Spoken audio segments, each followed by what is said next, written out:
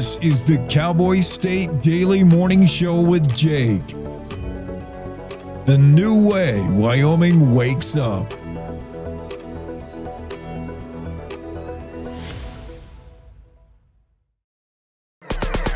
It's time to take a look at what's happening around Wyoming. From the Cowboy State Daily News Center, I'm Mac Watson. A Bighorn County grandfather and mother have been charged after a baby died Monday. Cowboy State Daily's Colby Fedor reports that the infant was found in a 95-degree trailer filled with feces, garbage, and a 5-gallon bucket of human waste. When they looked at the baby's body, there was dirt under its fingernails, as well as an insect that was crawling inside the diaper. Investigators obtained a search warrant, and when they went into the camper where the family lived, they found horrific conditions. There was a bucket of human feces in the bathroom, no running water, no air conditioning, and the temperature was 95 degrees inside their home. 56-year-old Travis Studi is charged with felony child endangerment. 22-year-old Destiny Studi is charged with misdemeanor reckless endangering of a child and child endangerment. She pleaded not guilty on Wednesday.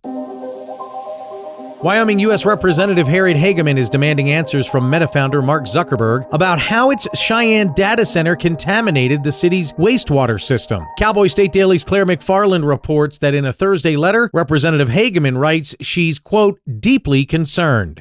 Hageman issued a letter Thursday to Mark Zuckerberg, the CEO of Meta, which is a Facebook giant that also has data centers in Wyoming and Cheyenne, demanding to know things like how could a rare bacteria leak from a closed-loop data center cooling system into Cheyenne's wastewater system. That public announcement about the contamination came more than 4 months after the Meta contractor, which is building an $800 million data center in South Cheyenne, disrupted the city's reclaimed wastewater system with a rare bacterial contaminant. I'll be back with more news from the Cowboy State Daily News Center right after this. This spring and summer, everyone can do their part to keep motorcycles safe on the roads. Motorcyclists, be sure to wear high visibility gear, and drivers, look twice and save a life. This Safe Driver update is from the Wyoming Department of Transportation. Tax revenue from Wyoming wind projects supports police, fire, EMS, and schools. Energy development is about communities, not just power. More information is available at poweringupwyoming.org.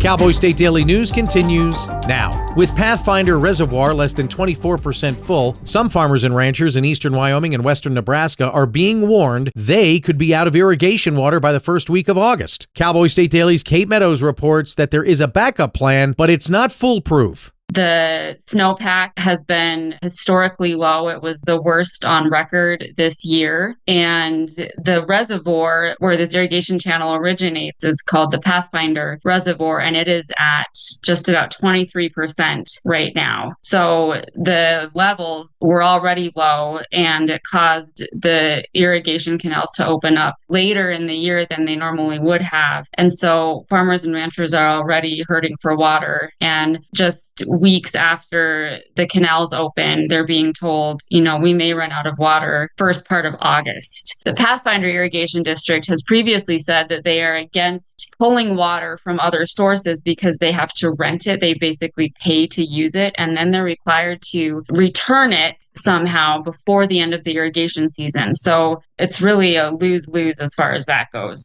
The district operates a vast canal network that diverts water from the North Platte River at Whalen Dam, delivering irrigation to more than 100,000 acres of farmland.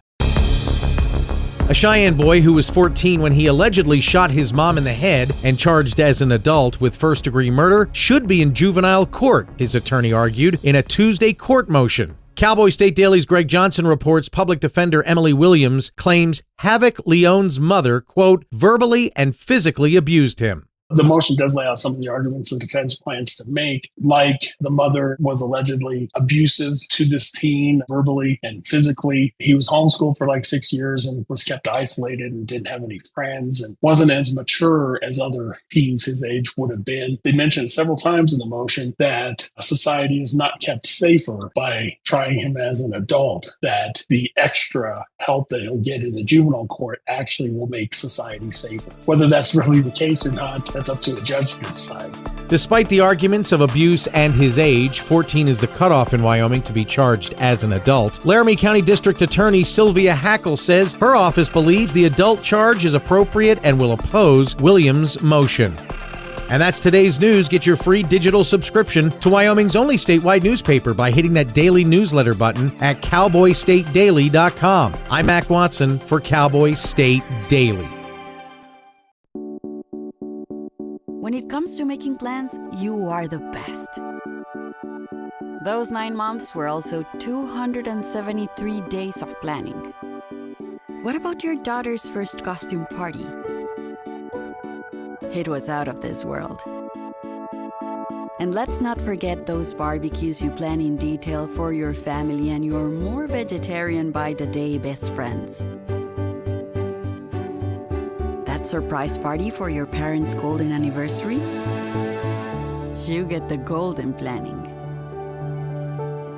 The same way you plan each detail for those moments, start planning to protect you and your loved ones from a natural disaster. Sign up for local weather and emergency alerts. Prepare an emergency kit and make a family communications plan. Protecting your family is the best plan you can make.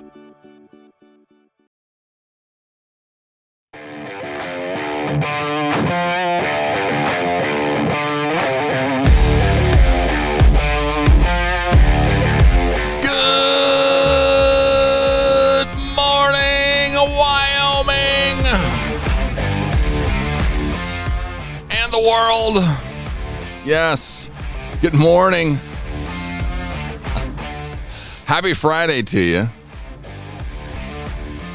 Cowboy State Daily Show with Jake right here on cowboystatedaily.com. My name's Jeff, filling in for Jake. I just scared my cat Chunk.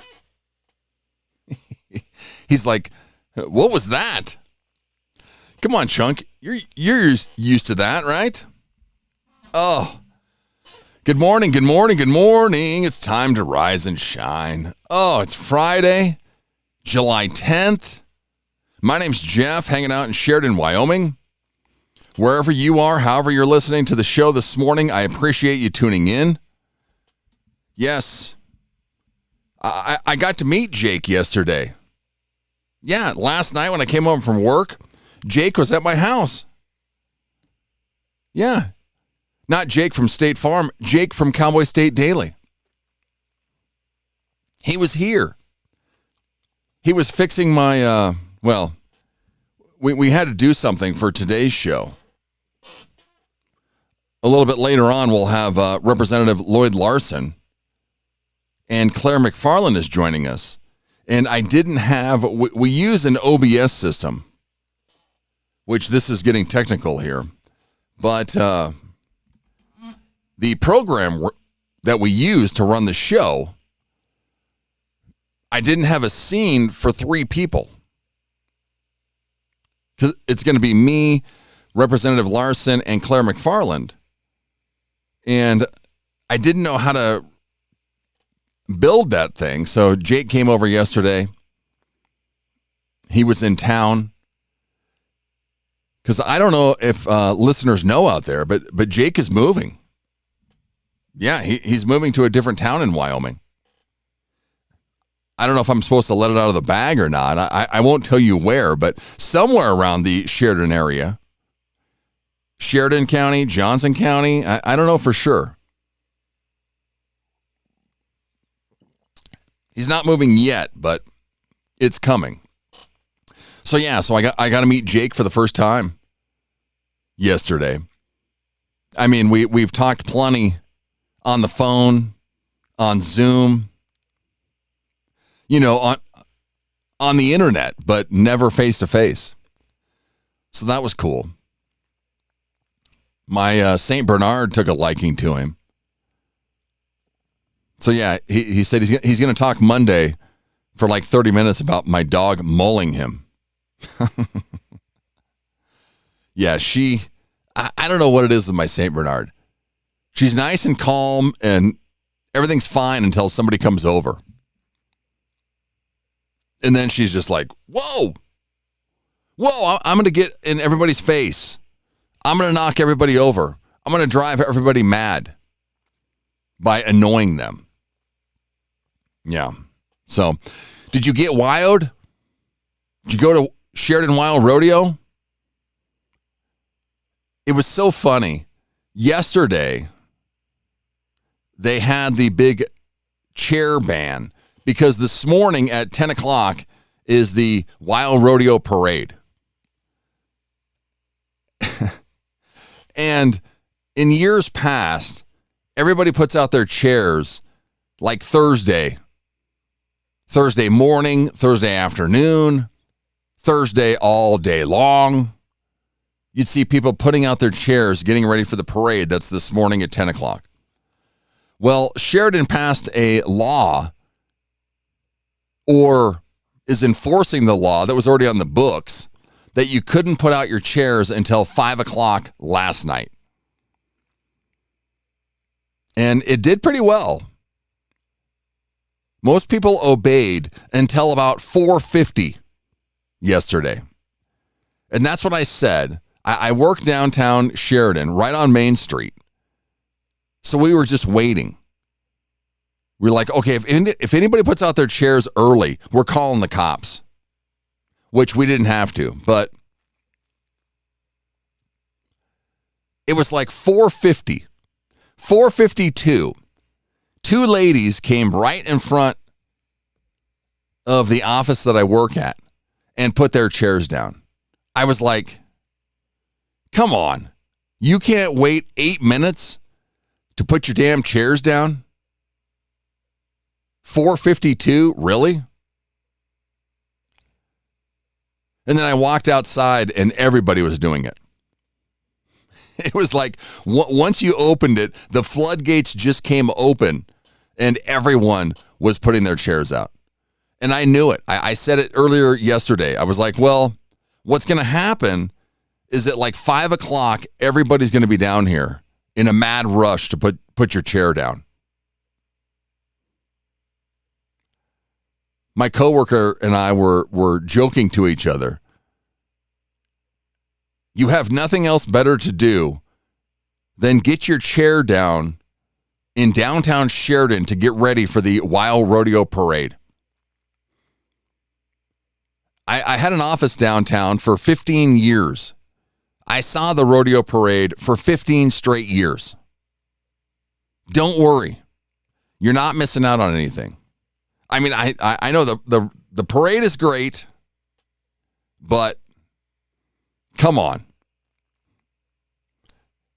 I don't know if I should say what I said or not. I was like white people. We don't have anything else better to do than come and bring our chairs down at 4:50 to get ready for the rodeo parade.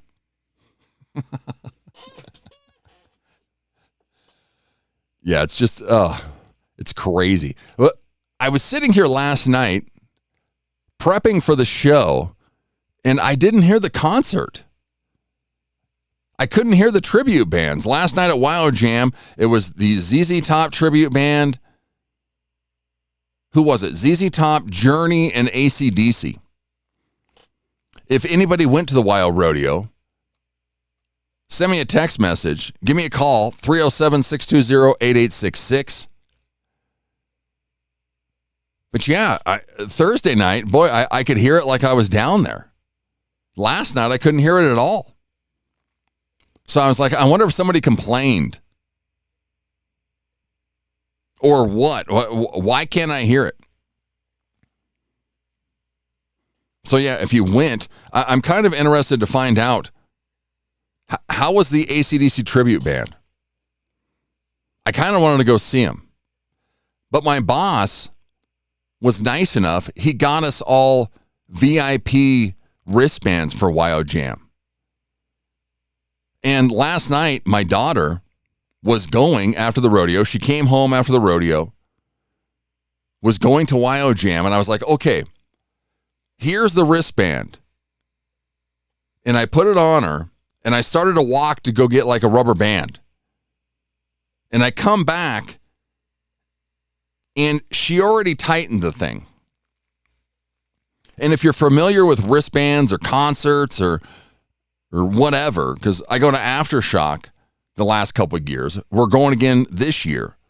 It's a 4-day rock and heavy metal music festival. But the wristbands, you put them on, and when you tighten them, you can't loosen them. They're on. It's on for good. So I came back, and she tightened it. And I was like, did you just tighten your wristband? She was like, yeah. I go, oh, great. Well, why is that? I go, well, because I wanted you to use it tonight, and then I was thinking about using it tomorrow night. But no. I said, well, you've got VIP all weekend now because you can't get that thing off your wrist. She was very grateful. She was like, thanks, Dad. I was like, yeah. Enjoy the concerts. I guess I'm staying in this weekend. So yeah, if you went to the AC/DC tribute band, you're probably not up this morning because they probably didn't start till like 11 o'clock last night. Yeah, just crazy. We have got a jam-packed show this morning. This is it. This segment is the only time it's just me and you. So if you want to give me a text message, 307-620-8866. We have Russell Rhodes coming up next. And we're jumping right into it. He is an investor or a associate clinical professor at Kelley School of Business at Indiana University. He's going to talk about AI and semiconductor stocks. And then Dr. Chris Reynolds is coming on about emergency management and heat because it's already hot this morning. I'm like, man, I'm already sweating. 59 right now in Sheridan. We still have this extreme heat warning. 93 today, 101 tomorrow, 106 on Sunday. It was 102 and 107 yesterday. We've went down a degree.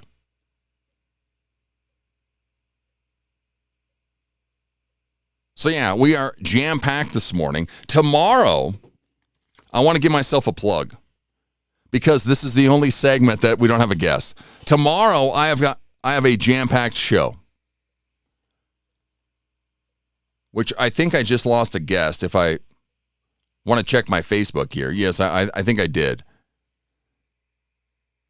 But we have comedian Max Mizell. He is going to be at the Rialto Casper, the Rialto Theater in Casper next weekend. He's a comedian, grew up in New York, played college football at Syracuse. He actually played against Wyoming back in 2006. He sent me where Wyoming faked a punt. Let me see if I have that here. Wyoming faked a punt, and Max was the returner, and he got the big tackle. Here, let me see if I can share this here. This is hilarious. Let's go to share screen. Nope. Now you can't see it. Okay, well, we won't do that. But yeah, I think they gave it to John Hoyland. This was back in 2006. He breaks free, has the first down, gets all the way down to like the 40-yard line. And Max is the only one standing out there, open field, and he makes the tackle. It's an amazing tackle.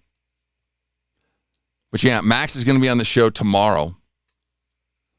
Then Brittany Borgelli, she's running for county clerk or something in Johnson County. Sorry, Brittany. She's going to be on at 8 o'clock tomorrow. Movie producer J.J. Rain, producer, director, he is at the Wyoming Film Festival down in Cheyenne this weekend. There's an article on cowboystatedaily.com about his movie. He's going to be on. Last night, I booked a singer out of North Carolina. Let me see. She's got a brand new single out. She's heading overseas for a big tour. She's going to be on at 8:40. And then we have singer-songwriter Becky Denton, who just released a brand new single this week, all about summertime. She's going to be on in the 9 o'clock hour tomorrow. So we have a jam-packed show tomorrow morning that you don't want to miss. And we have a jam-packed show today. 12 guests from here on out. Russell Rhodes coming up next. We've got Randy Giles. I think that's how you pronounce his last name. He's the one that restored his Harley Davidson. We're going to be chatting with him next hour. Representative Lloyd Larson about campaign flyers. He's going to be on in the 8 o'clock hour. Aaron Brown with the Wyoming Highway Patrol. The mission to save the 136-year-old Anderson Lodge. This is a crazy story. We're going to be chatting with Michael coming up in the last hour today. And then Tom Arnold. No, not the comedian Tom Arnold. Tom Arnold, he's an author. He's a cybersecurity expert. He's going to be coming up in the 9 o'clock hour. He's interesting. He's got a couple books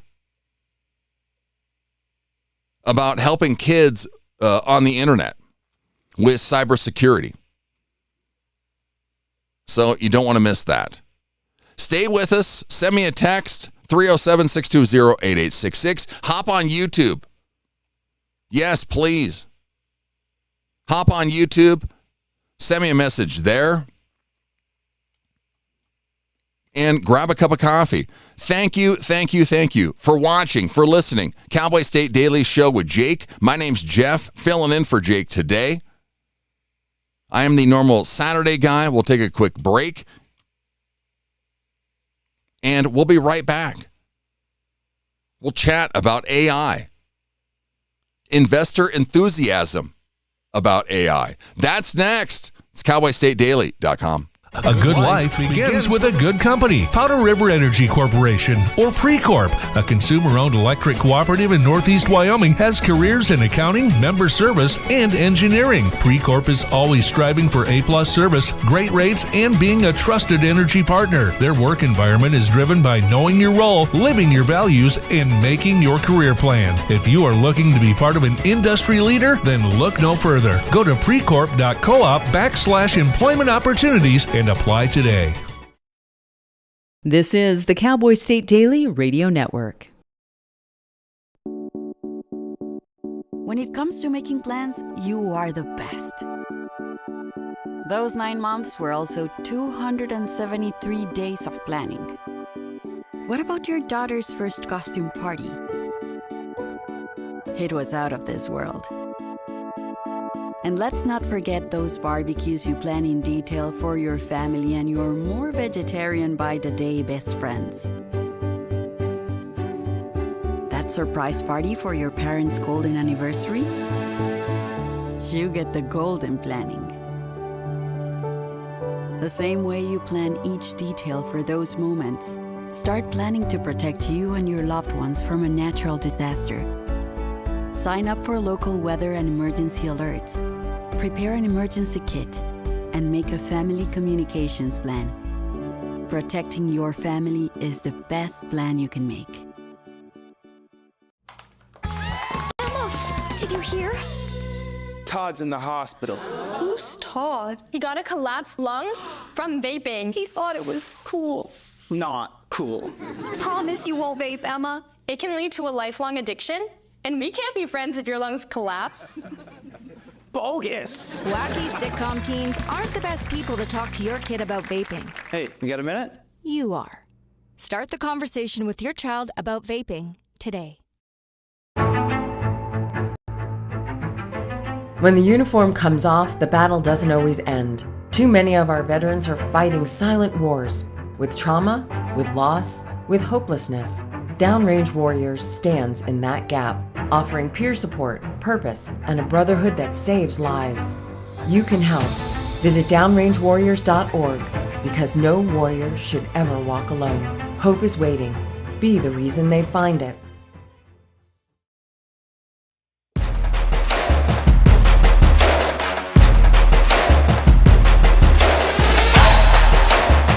Welcome back. Cowboy State Daily Show with Jake.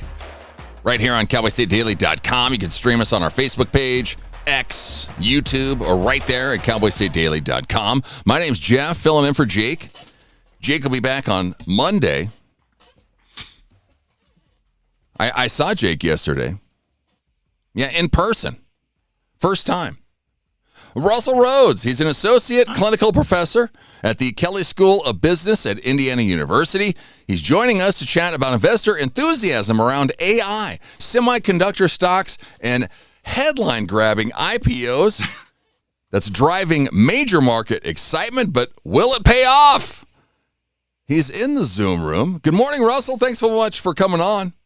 Oh, I'm absolutely thrilled to be here. I was really excited when I saw the name of the program because I did my PhD at Oklahoma State, but I'm still happy to be here with the Wyoming Cowboys today. Yes, we both have the same mascot. Yeah. So I don't know, has Oklahoma State sued you guys over your mascot using a shotgun? Because they did that to Texas Tech. How petty things can get sometimes, huh?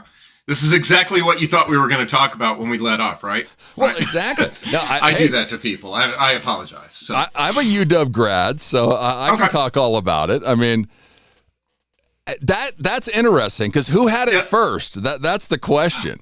I don't know. I recall about a decade or so ago when I was finishing up my PhD that Oklahoma State did step up and sue Texas Tech because their guy was coming out with a shotgun. Now, I feel like that's one of those things that any mascot, if they want to shoot off a shotgun, it's America. Let's go. Yeah. Let's do it. So, I don't think our Pistol Pete has a shotgun. I think he's just got his pistol, and that's it. But yeah, well, T. Boone Pickens, who used to fund everything we did at Oklahoma State, he had great lawyers, so maybe that's why. Yeah. Maybe you guys should revisit that now. So, well, I mean, Russell, you've analyzed multiple market cycles. Let's talk about this. It's been around for a while. Investor enthusiasm around AI, semiconductor stocks. Is it justified? Are we purely trading on future promises? What's going on here? Well, the big issue, and it's definitely future promises. And I'm gonna alternate between speaking like a professional investor and speaking like a professor. And on the professor side, you always say you're buying a stock for what they're going to do, not what they have done. And the promise of AI, I feel like it's a massive overpromise relative to what the spend is right now. And there are very large companies that are basically spending all of their excess cash on the promise of AI. And we're not talking about goofy startup companies. We're talking about Microsoft and Amazon and those kind of guys. And the real way that you go about valuing companies in this day and age, and it's something that we attribute to Warren Buffett, is how much cash relative to what you're spending is your company going to be able to generate relative to that spend. And I have a heck of a time resolving all the money that's being invested into AI right now and how that's actually going to pay off in the long run. And I, to the point of where I asked ChatGPT, how are companies going to make? I mean, really, I threw that one out there when I was working on an investor presentation back last fall, and ChatGPT's response was, "Well, the main beneficiaries will be the people that sell the equipment to the folks that are setting up the AI." So that answer kind of stuck in my mind ever since. And basically, there are two different types of AI companies. There are ones that are spending money with the promise that maybe someday it's going to pay off. And those are a lot of the companies that you're familiar with. And again, Microsoft is by far the biggest one. And there's a reason I keep bringing them up. And then there are the suppliers. And NVIDIA is the one that a lot of people are probably most familiar with. I'll bet most people would be very surprised when they saw what an NVIDIA chip looks like. It's about the size of a shoebox. It's not, It's not, yeah, that's why they're so expensive. It's almost like a self-contained PC more than an AI chip. But the big concern that I have, and I think we're actually starting to see it play out, is the buyers. There's a lot of risk being priced into the buyers more and more and more. And then the suppliers, right now they're getting paid, but I was doing a little research before I jumped on with you. There are multiple customers of NVIDIA that have a pretty high risk of defaulting right now because they're just not generating the revenue to cover what they've promised to spend. Yeah, that's not good.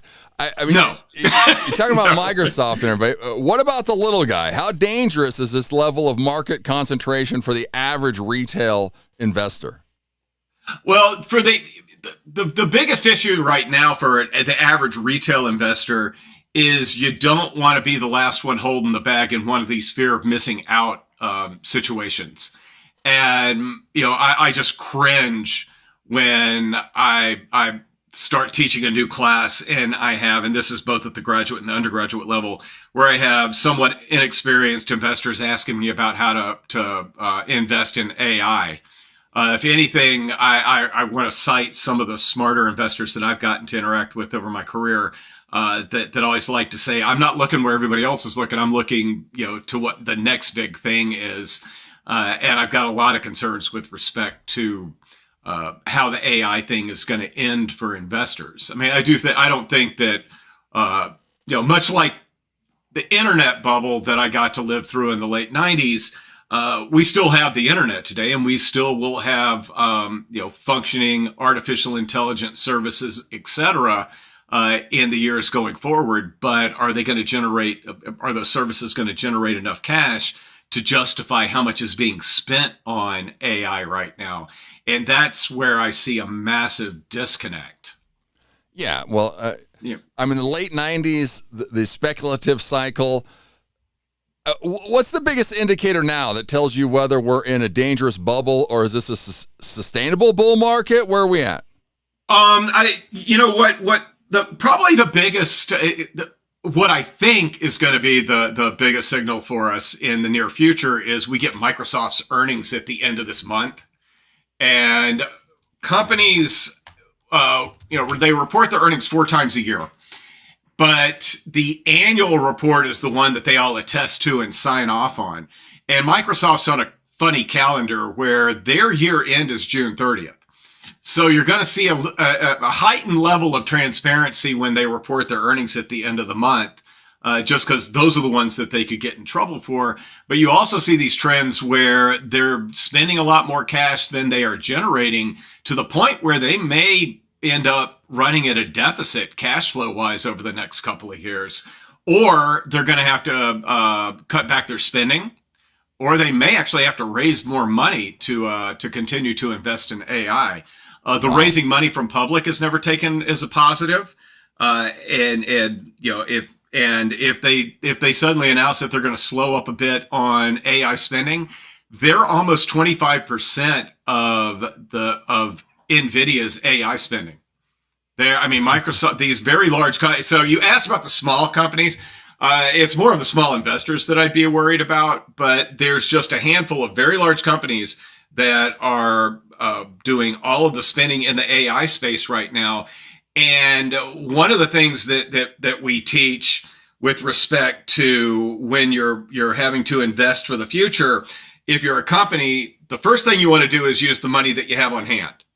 Second, if you can borrow money to invest, that's great, because that means that some people have done some thorough analysis of your company and they're willing to lend you money for whatever, expansion you're trying to do. And the third is actually selling part of the company through selling shares. Usually very high risk companies are the companies that have to sell shares to raise capital. Google did that just a couple of months ago, which was absolutely shocking to me. And I can't believe more people didn't look at that and go, you mean nobody's lending them money for their AI and they're going to have to issue shares to pay for their AI? That right there was a small red flag to me. I'm going to be picking apart what Microsoft says at the end of the month with respect to their AI plans. And even a minor scaling back, I think, could be a catalyst that takes at least some of the tech stocks down. That's crazy. I didn't know that about Google with their AI. Yeah, it just kind of slipped in there that they didn't issue a ton of shares, but just the fact that they couldn't issue bonds, that they had to issue shares.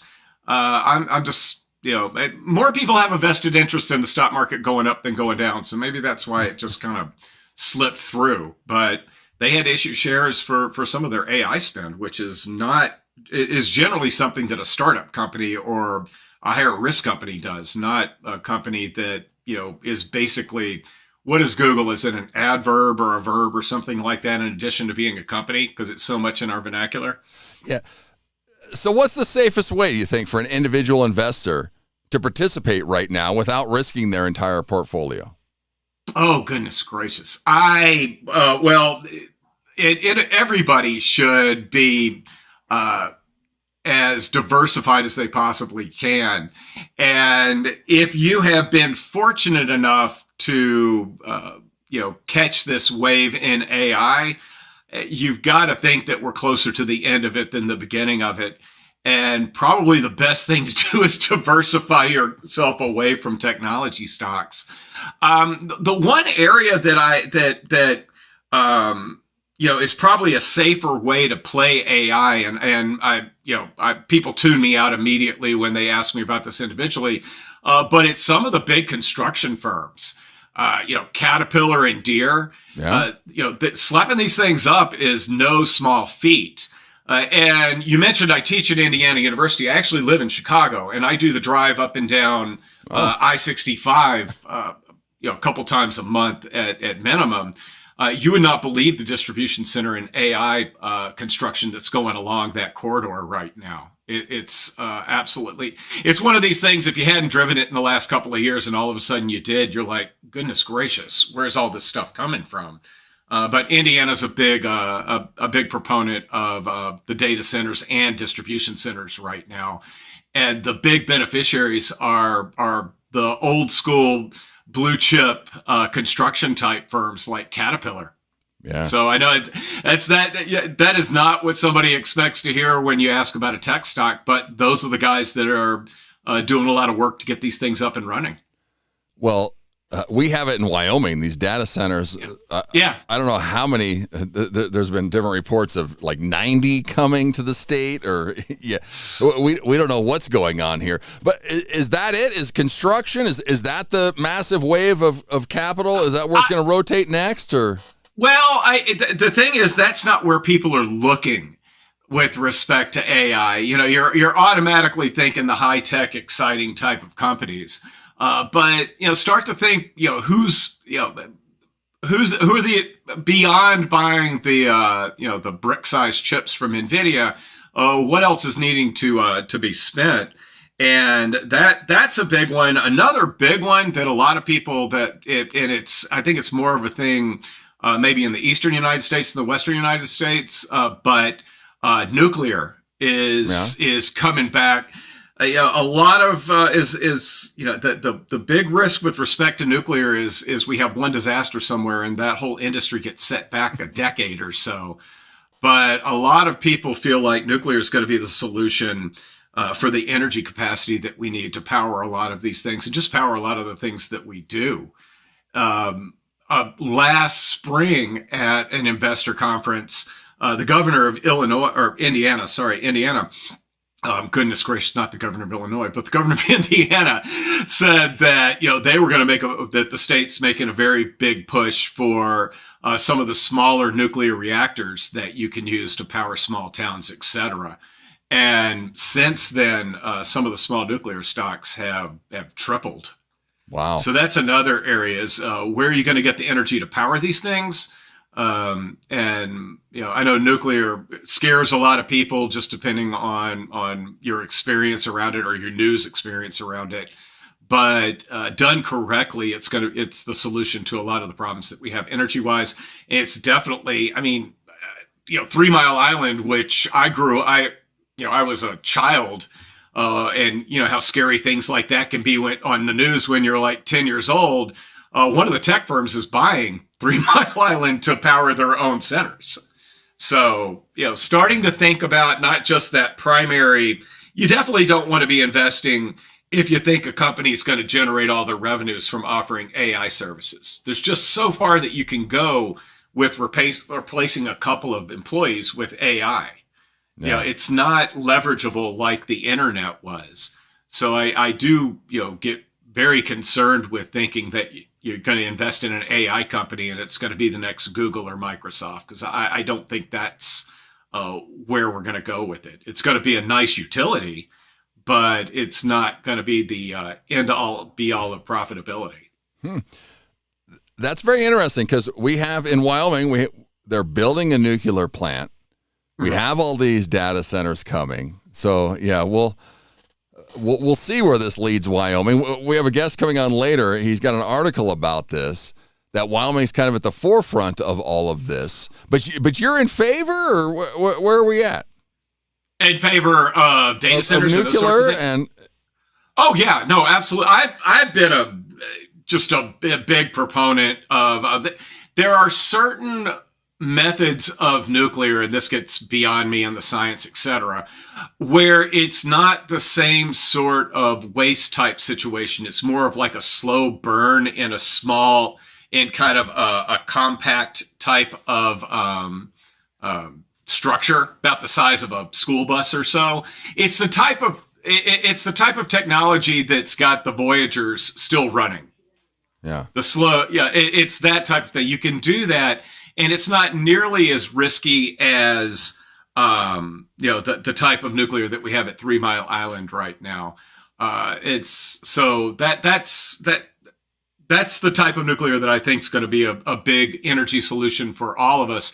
And it's definitely where a lot of the guys that want to run data centers and are trying to figure out where they're going to get the power from, it's the solution for them for sure. Yeah, that'll be huge for that too here in the state. Well, Russell Rhodes, he's a highly regarded strategist, educator, and consultant. Well, he's a cowboy though, even though he's got the Hoosier. I'm an orange cowboy. So there.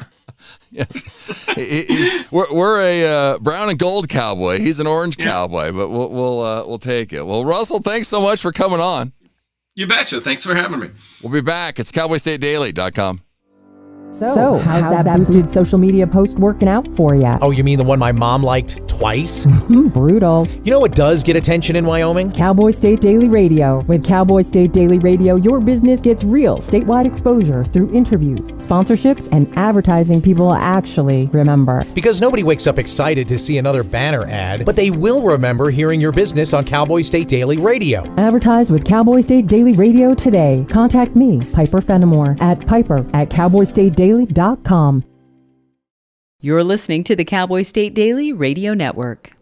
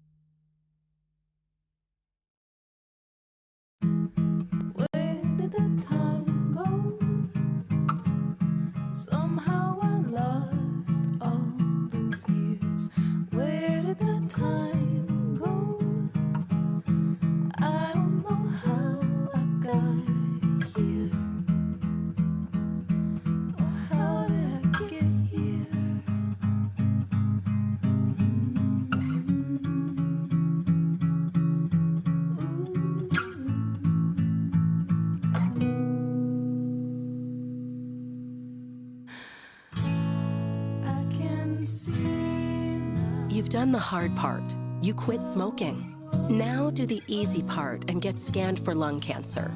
If you smoked, you may still be at risk, but early detection could save your life. Talk to your doctor and learn more at savedbythescan.org. Hi. I'm your retirement fear. But don't be scared. You're still in pre-retirement. Does that mean I have more time to plan? Precisely. Here, this is pretirement.org. Retirement savings options? Potential tax breaks? Move. This isn't scary. I'm doing it. You got this.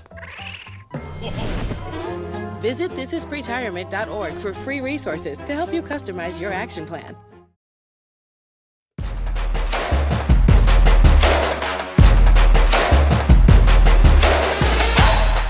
Welcome back. Cowboy State Daily Show with Jake right here on cowboystatedaily.com. My name's Jeff. Filling in for Jake today. Jake will be back on Monday. I'll be back tomorrow. Same time. Same channel. 6 until 10 a.m. Don't miss it for the Cowboy State Daily Saturday show right here on cowboystatedaily.com. It's hot.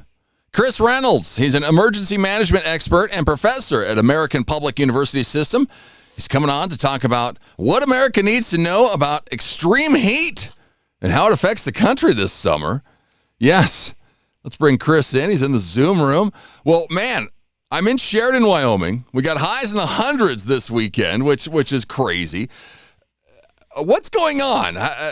Is the baseline summer temperatures, these heat waves, have they shifted in years? What's happening? Oh, well, good morning, Jeff. First of all, I want to say it's a pleasure to be with the Cowboy State Daily Morning Show this morning, and it's a pleasure to be here with you and talking with you about this. Yes, quite honestly, you hit it right on the head. You know, there are a number of events that are occurring, a number of things have occurred that have relatively created this heat dome that we're experiencing over the U.S. And a number of them, one of them, of course, is good old El Nino, which is, really impacted our weather patterns. It's disrupted the Atlantic and the Gulf hurricane season, because storms aren't going to be forming with the wind shear that's caused with the shifting wind patterns from El Nino. And to compound it and to make it even more a significant threat and risk is the Saharan dust. The Saharan dust is picked up and carried in the trade winds, and that dust gets into the upper atmosphere, and it does not allow cumulus and storm clouds to form. So that just exacerbates the situation and makes it much more difficult for moisture to form in clouds and rain. So, wow. Yes, your question, yes, it's changing, and it's impacting, people all over the North American continent, quite typically. Well, I was watching the news last night, and they were saying how hot it is everywhere around the country right now. Is it the dust? Why are these events lingering longer? Well, they're lingering. Well, it's a combination of things. El Nino, of course, you can use that as a starting point, because it shifts the wind patterns. Normally, like with El Nino, El Nino shifts the wind patterns, and when we get those different wind patterns, the trade winds, of course, change. And when you add Saharan dust to it, it brings that, the winds actually dip down and they bring that dust with them. And because it doesn't allow clouds to form, you don't get the moisture, and you're in Sheridan, Wyoming. I'm in Tampa, Florida. Now, typically at this time of year, we're in hurricane season. Yeah. And right now we would have afternoon thunderstorms that you just couldn't imagine. We haven't had them. We haven't had them because, again, of the weather events that are occurring. So, we've got the heat dome down here, too. We're experiencing 105, 110 degree temperatures down here, with sometimes with high humidity, which makes it even more dangerous, for elderly and young and people working out in the sun. I mean, it's a convergence of different things that just make everything worse. And it's really important that families keep an eye on their children, keep an eye on one another, because, heat exhaustion, heat stroke is a real danger. Heat emergencies, can really shut you down and put you in the hospital. Well, exactly. And that was my next question. What's some warning signs of heat exhaustion and heat stroke that we can, look for? Well, first of all, being tired, profusely sweating, and not in a humid environment. When you sweat, you're not the humidity prevents the sweat from evaporating. And evaporation is what cools the skin when you sweat.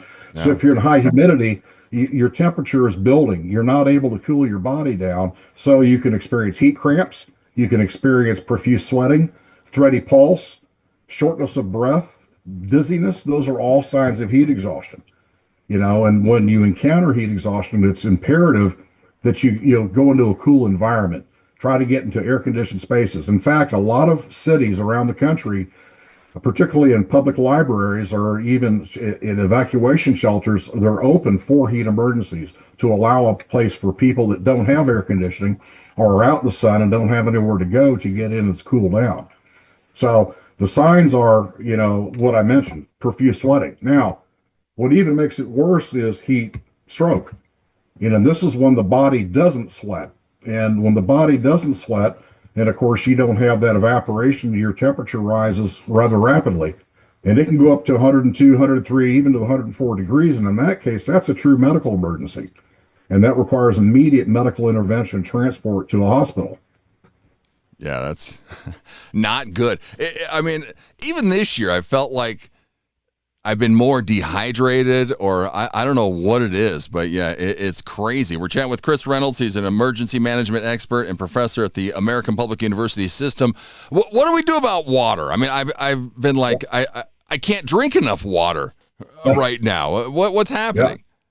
Well, it's important if you're in those environments. Just a couple things you want to do. First of all, in terms of water, you want to sip water or drink water, continuously throughout the day. Don't wait 3 or 4 hours to when you're thirsty and then slug down 4 or 5 quarts of water. Yeah. That's not healthy. It's not good for you. So the best thing to do is to sip water, drink it moderately, but stay hydrated. And if you don't stay hydrated, then you run the risk of essentially running out of sweat and then running the risk of a heat stroke, which again is deadly. Other things you can do is wear a nice floppy brim hat, something that shades the face. That, even with a little flap on the back that protects your neck from, any type of ultraviolet rays. You don't want to wear it like I'm wearing. I'm wearing a dark colored shirt. Bad idea in a hot environment because that's going to absorb heat. And if you're absorbing heat, it's not good for you. So you want to wear light colored clothing that's loosely fit, maybe a brim hat, shorts, of course, and, anything you can do to keep cool. The more that you clothe yourself in dark clothing, the more likely you are to absorb that heat and get hotter. And keep drinking water. Now, another thing is people like to talk about electrolyte replacement because when you sweat, of course, that's salt leaving your system. So it's okay to drink like a Gatorade or some type of a electrolyte replacement drink, but you want to refrain from coffee, alcohol, or any sugary drink, because that's just going to throw your system, your homeostasis is going to be off. You're going to become more acidic or more alkalytic, and you're going to have health problems, and that's just not good. Yeah, that's my problem. I live off coffee and beer, which isn't a good combination. Roger that. Well, Roger that, Jeff. Me too sometimes. When I was researching this last night, I was kind of shocked. I mean, I know seniors have to be vulnerable to the heat, but it also said kids, which I was kind of shocked. Yeah, well, and the reason, because you've got both ends of the spectrum. With children, you have body systems that aren't fully developed, number one. The brain is still developing. The hypothalamus in the brain is what controls your, I'll put it in sort of, everyday talk. It's like the thermostat in a vehicle, in an engine. Your thermostat opens when it gets hot and allows water to flow through the engine, cooling the engine down. Your hypothalamus tells the body, hey, you got to sweat. So, a lot of times that system is not fully, matured yet. And the young body is not really ready to allow that sweating to occur. Plus, with young children, they often can't verbalize to you, I'm hot, I'm dizzy, I'm not feeling well, I'm nauseous. They can't verbalize that. So parents have to really keep an eye out. The same with the elderly. The elderly have systems that have been living for a long time, if you will, and perhaps they're not at the 100% par. Maybe they're operating at 60, 70%. So you have to keep an eye on them. What I would urge all of our watchers and listeners, if you have children, keep an eye on them. If you have elderly and if you have neighbors that, check on them. Knock on the door, check on a neighbor, make sure the neighbor's okay, particularly if they don't have air conditioning, because, we take for granted in this country how fortunate we are to have air conditioning. We've just seen recently in the press where, In Europe, where it's not a lot of air conditioning, people they're suffering from this. So here again, stay in a cool environment. Never ever leave elderly or children or pets in a car in the daytime, particularly if you want to run in and go shopping. Bad idea to leave anyone in that car, because car temperatures can rise at a fourfold increase than what the outside temperature is. So it's extremely dangerous. Yeah, it's brutal. Well, and that's what I was going to ask, because, I mean, we're in Wyoming. We're not used to these high temperatures. A lot of people don't have air conditioning around here. What's the most cost-effective way to stay cool without, either if you have AC, without cranking it, or especially with those that don't have central air? Yeah. Well, stay in the shade is one. One of the things that, I'll give you an example here in Florida. Before air conditioning, in Florida, we had jalousie type windows that opened with little flaps. You can also take cooling fans. You can take an electric fan and you can place it in a window so that it either pulls the air out or pushes the air in, and you can moisturize yourself. It's not uncommon for people to sit in front of a fan, maybe take like a mister, and just kind of mist it in the air so that the air blows the cool mist on you. That can help cool you down. Yeah, that's a good idea. Yeah, that actually really works well. In fact, if you do a lot of outdoor activities where like festivals are, you'll see misting fans everywhere where people can walk under it and kind of get that instant cool down that's necessary for the body to cope with the heat. Yeah. I mean, you mentioned animals and cars. It's never a good sign, but I have a St. Bernard. She goes out. You walk her. I told my kids the other day, I was like, quit walking the dog right now because it's way too hot. What should pet owners look out for? What's some signs when your animal's getting too hot?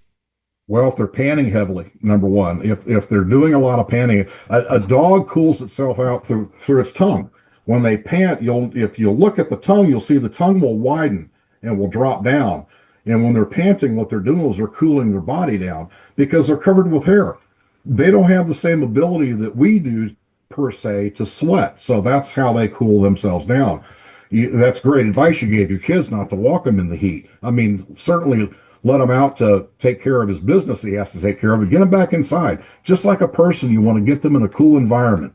You don't want to put a cute sweater or a jacket on him either. You want to make sure that he can stay cool. It'd be natural, but again, keep him inside or keep him in the shade. Walk him in the coolness of the morning. Typically, I walk a couple miles every morning, and I get up at 5:30 and walk because it's cool outside. I don't walk at, say, 9:30 or 10 o'clock because it's already 95 degrees. Same in the evening. Walk in the evening when the sun's going down. When the sun's dropped below the horizon, typically it's going to be cooler. Yeah.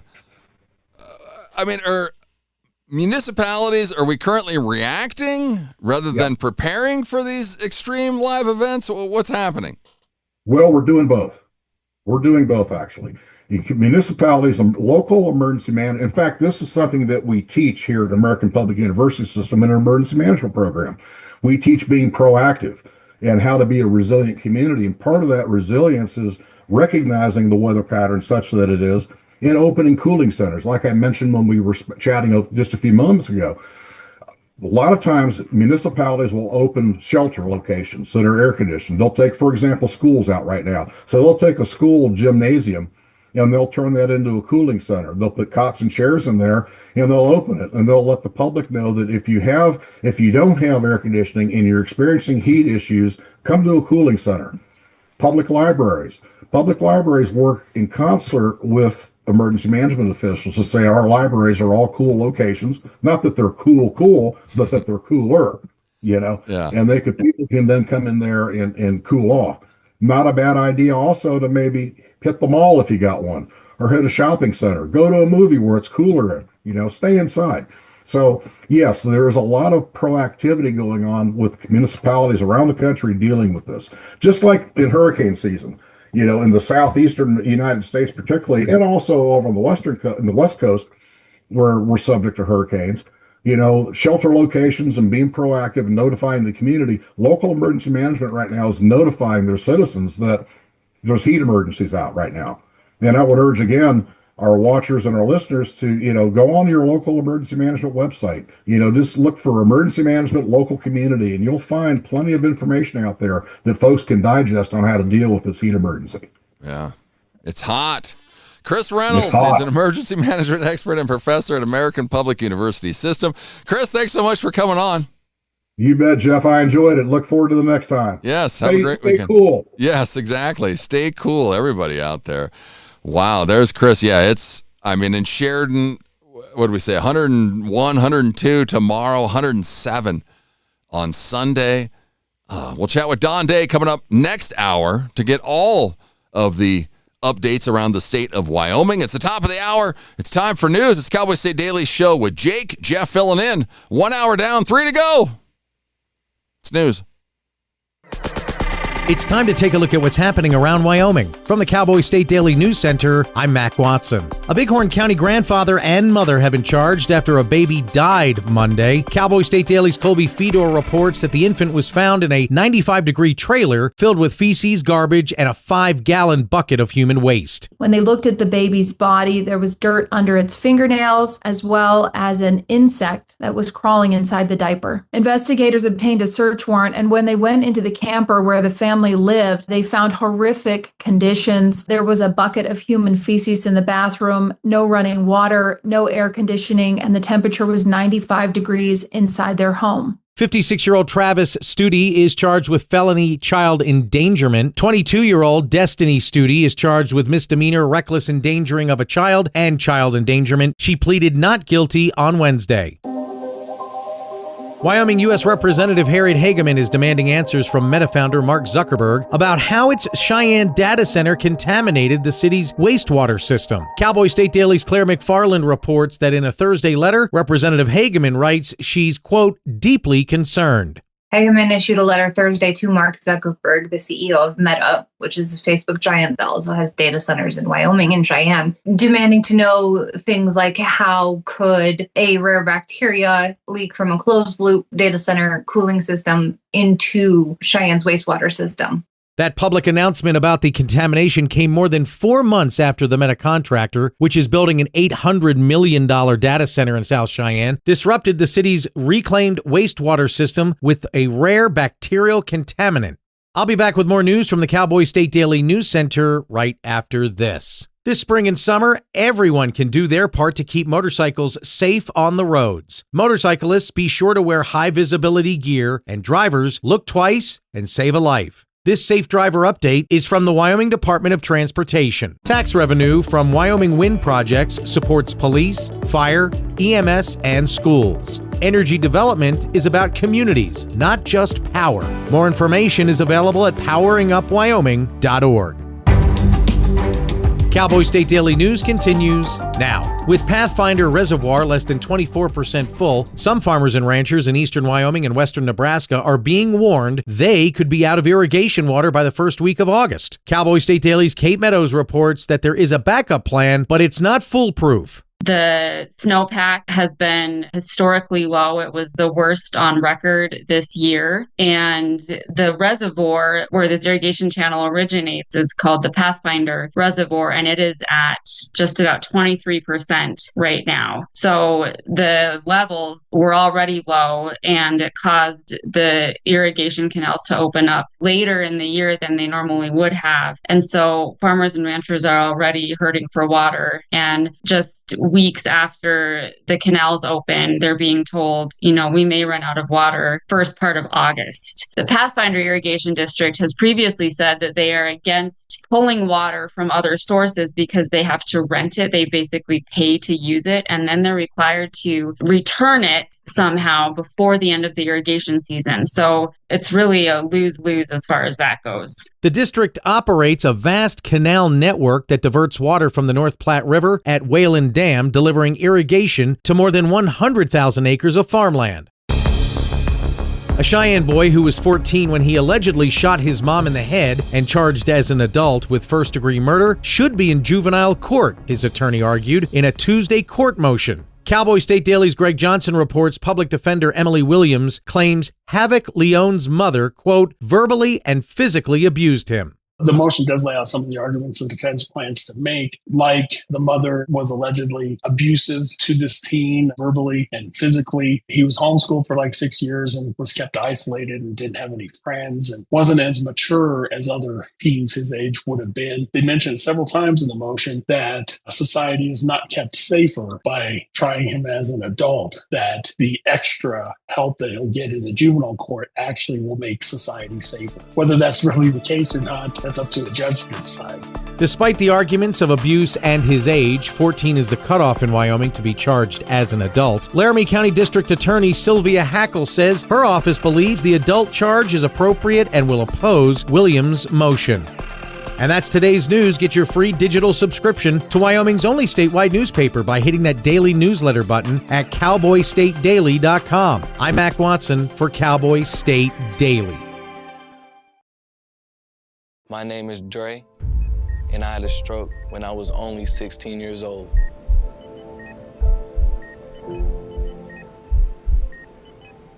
It was a normal Saturday. He played 2 games back-to-back. During the games, something was off. He said his arm felt heavy. By 1 a.m., he was in emergency brain surgery because he was having a stroke. I didn't want to, but I felt like I was just giving up. That's when I found American Heart Association. They saved me that night. I don't know if Dre would be here today if it wasn't for the work that the American Heart Association has done. The American Heart Association supports life-saving research that leads to medical breakthroughs. We are fighting to help prevent death from heart disease and stroke, educating people on prevention and early detection, and working every day to find treatments and cures so you and your loved ones can live happier, healthier lives. To learn more, go to heart.org today.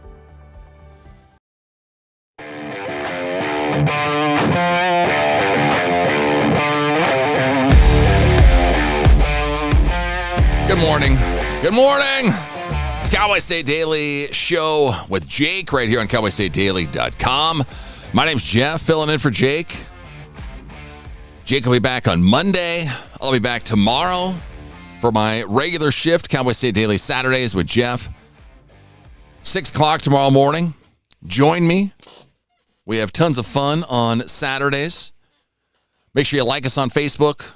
Subscribe to our YouTube page. Like us on X. We are streaming on all of them. Also right there on our website, cowboystatedaily.com. Well, Kimberly Fry, the Fry family, they lost their 14-year-old corgi, Lola, on May 16th. She was wandering near her home near Wyoming Highway 50 south of Gillette when she disappeared without a trace. Well, Kim's hanging out in the Zoom room. Let's find out how this story ends. Good morning, Kim. Thanks so much for coming on. Yes, good morning. Thank you for having me. Well, let's go back to May 16th. Lola goes missing. What's going on? What's the initial search look like? So it wasn't May 16th that we started the search. So May 16th, we were at home. Every Saturday we're at home, but needed to go to town. And so I had, at that time, before they had their birthdays, a 2-year-old and a 7-year-old. And they like to help, young kids. I do it. And so my daughter wanted to take the dog out to the kennel. And so she grabbed her collar. And if you're a ranching family, you understand you keep their collars loose so that if they get caught up somewhere, they can slip it and they can not get hurt. So it's just something that Lola knows her collar's loose. And so she doesn't really want to. She just flips it and does her own thing. And not in a bad way or anything. She's just old. She does what she wants. And so she slipped her collar and I was like, well, we need to go. Just get her in the kennel. It's fine. And so when we left, she was in the kennel. But again, 2-year-old, 7-year-old accidents happen. And so they didn't get the kennel shut all the way. So when we got home that night, Lola wasn't in the kennel. And we got home before dark and it was like, well, she's just out exploring something or another. It's country living. That's fine. She'll be back. And then the next day, May 17th, Sunday, we were kind of getting concerned. Well, it's now been overnight. She's never disappeared overnight. So maybe she went down to the highway. She just hasn't shown up at the neighbor's house backtracking, she's always been a free range, usually free range chickens, free range dog out at the ranch, because she's just stayed at home and hung out with the livestock and done her own thing. And she's always been great. And then 2 years ago, she decided she was tired of that and she wanted to go see friends. And so she'd go down to the highway, which is a mile away, and just go meet people. There's a guy with cats, and he'd just go to her house or go to his house a couple times. And she just wanted to go meet friends. And so we've had to start putting her in a kennel. So we just assumed then on Sunday that she just was making her way down there. And then it was Sunday afternoon, and we're like, well, maybe someone picked her up on the highway. It's the weekend. You can't turn her into the pound on the weekend. Okay, so we'll wait till Monday. I have contacts at the pound in Gillette, and I contacted them, and they said on the weekends you'd reach out to the police department and sheriff's department, which we did. And then starting on Monday, they could turn the animal into the pound. Okay, so we'll wait till Monday and she'll get turned in. That's just being the weekend. And so then Monday was a busy day for me for my work, and my husband owns his own business. And so we were just kind of waiting for it to open for a phone call back, and nothing.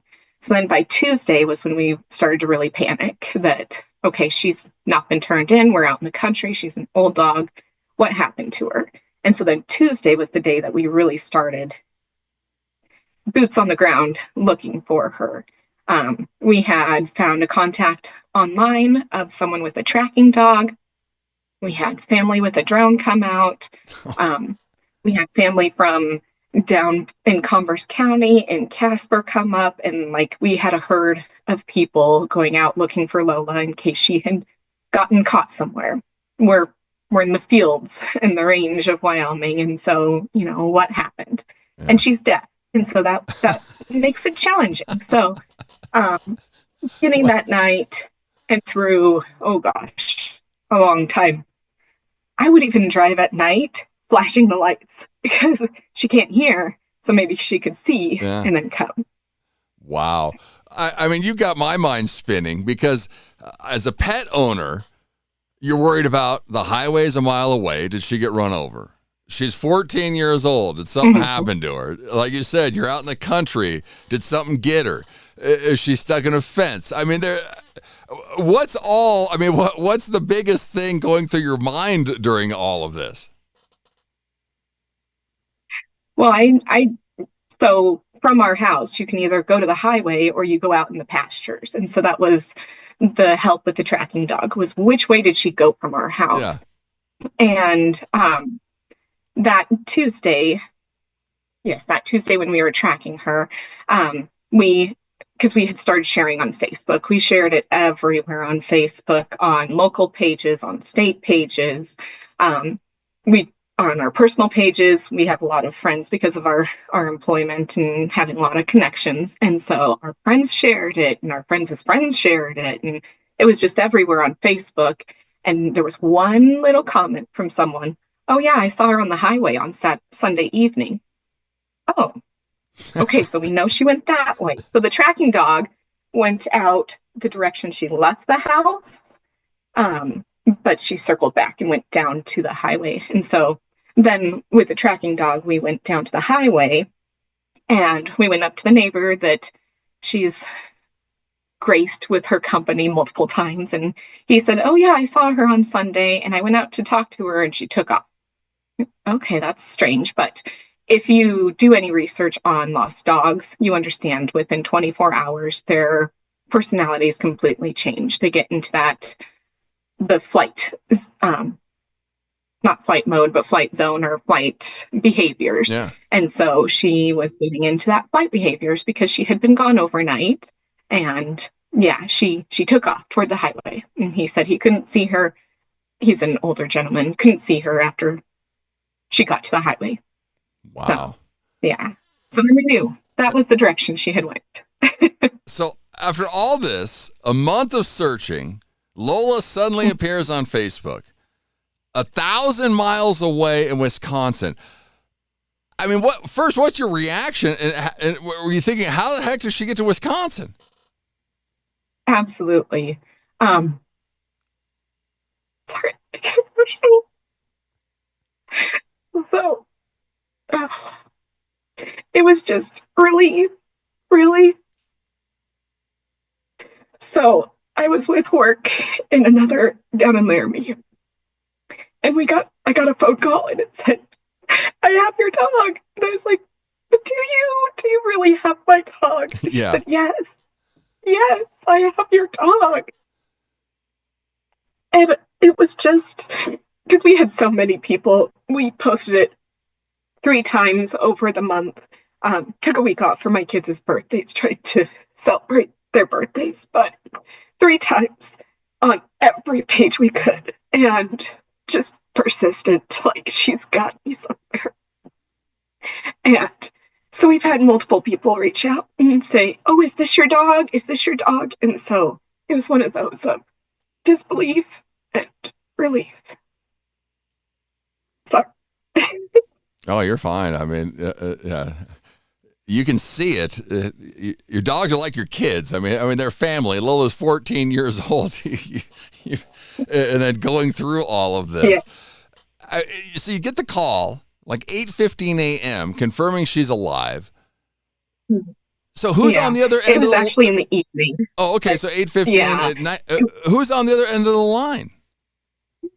It was a gal in Wisconsin. I spent a lot of time talking to her, but she had an older dog, and she just has that caring heart and okay to take an older dog. And she saw a post on Facebook for a dog for free, and she said, "I'll go get this dog."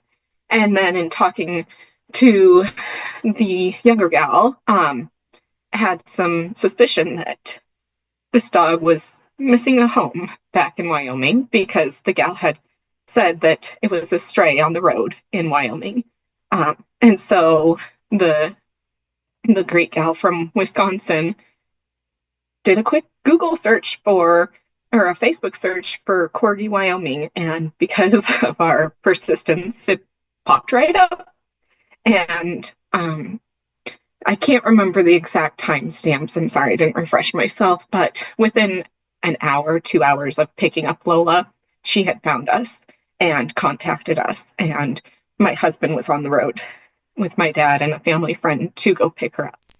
Yeah, it's incredible. We're talking with Kimberly Fry. You can go check out the story about their 14-year-old corgi, Lola, on our website, cowboystatedaily.com. Yeah, an hour after getting the call, I mean, your family's already on the road, heading to Wisconsin. Mm-hmm. What was the atmosphere like? I mean, you guys had to just be elated, feeling excitement, going, holy cow, she's still alive. Yes, is she live, and how is she doing was our biggest concern. It's been a month. How is she? And so my dad is an amazing soul, and he knew there was no waiting till I got back home on Friday to go. It was, we are going now. And so my dad has Life 360, because as your parents get older, you have to track them. so the whole night through, I was watching. Where are you going? You're not going fast enough. Why did you stop for gas in a bathroom break? You can't stop. But our whole family tracked them the whole way. Wow. How was Lola when she saw some of the family? Did she recognize everybody? So my husband went to go get her from Wisconsin, and you could tell that she was just kind of a little taken back. I mean, she had her home lifted up underneath of her. Oh, yeah. And so she was a little taken back. But then as soon as she smelt him, realized it was him, you could see her ears perk up, her tail wiggle, and she was excited. Wow. Yeah. But then they brought her back, and sorry again. Oh, you're fine. It was just great meeting her. Oh, I mean, yeah, tears, excitement, joy. I mean, once Lola finally gets back, I mean, it had to be very surreal. How is she adjusting? Are we doing anything different? What's going on at the house? So when we got her back on the Friday, so he left at 8 o'clock at night and got back to Gillette. Sorry, 8 o'clock at night on Thursday. Went to Wisconsin and got back at 7:30 in the morning on Friday. Wow. And oh gosh, all day Friday, she would follow me and follow me and follow me. And she she did a lot of pacing as well. So she knew she was home, but she was still nervous. But since then, she's gotten more like, okay, I am home. We took her to the vet. She had a tick in her ear because she was holding her ear to the side. She had lost some weight. Her heart issues have gotten worse, but she's adjusting pretty well. I mean, do we know? Did somebody pick her up? How did she get to Wisconsin? Do we have any idea? So, after doing discussion with the gal who got her from the free Facebook post, yes. So there was people coming through on Highway 50 and they picked her up, thinking she was a stray dog. Said they asked one house, which we had asked all the houses around multiple times, and no one had anything. And they were moving to Wisconsin and took her with. Wow, it's incredible that you got Lola back through all this. I mean, what advice would you give people that are going through? I mean, did you ever give up hope? Did we always think she was coming back? What was going through your mind? I've had so many people tell me, like, they thought not that they thought I was crazy, but they had thought, like, no, honey, she's gone. But it's okay to be persistent. Well, yeah. Like, if they really are gone, it's unfortunate. Like, it's okay. But if they're not, if you're persistent, hopefully that pays off and you can get your dog back. Yeah. You never heard otherwise, so you got to keep hope. And look how it ends. It's tears of joy. But yeah. Kimberly Fry, amazing story. How's Lola now? I mean, she got her weight back. She's probably loving life. Yes, yeah, she's getting her weight back. She gets treats constantly. I tried to bring her up here on the couch with me, and she's back off napping on the ground. And she just, the kids are excited. I'm excited, if you can't. Yeah, just incredible story. Go check it out. Hooray, desperate search for 14-year-old Gillette dog is happy ending in Wisconsin. Kimberly Fry and the Fry family. Thanks so much, Kimberly, for coming on the show. Yes, thank you so much for having me. Yeah, we appreciate it. Dawn Day weather coming up next. Step back into the Old West at the 51st Annual Cody Show, brought to you by the Winchester Arms Collectors Association with the Sharps Collectors Association. Join us July 10th through the 12th at the Riley Arena in Cody, Wyoming, featuring over 300 tables of collectible Winchester firearms, historical treasures, and Western memorabilia. Buy, sell, trade, and get expert appraisals. Don't forget, raffle tickets are available for your chance to win one of 2 short rifles. Showtimes and details at winchestercollector.org. This is the Cowboy State Daily Radio Network.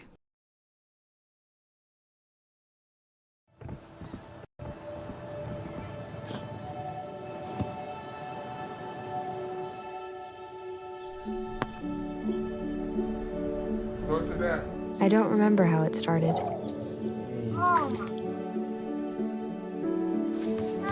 Our back and forth.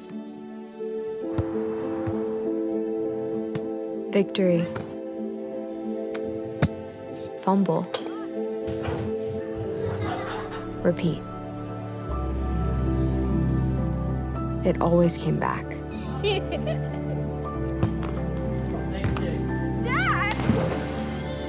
Okay, here we go, throw it! Yeah. You probably don't remember what you told me, That was perfect. but I heard every word. Nice.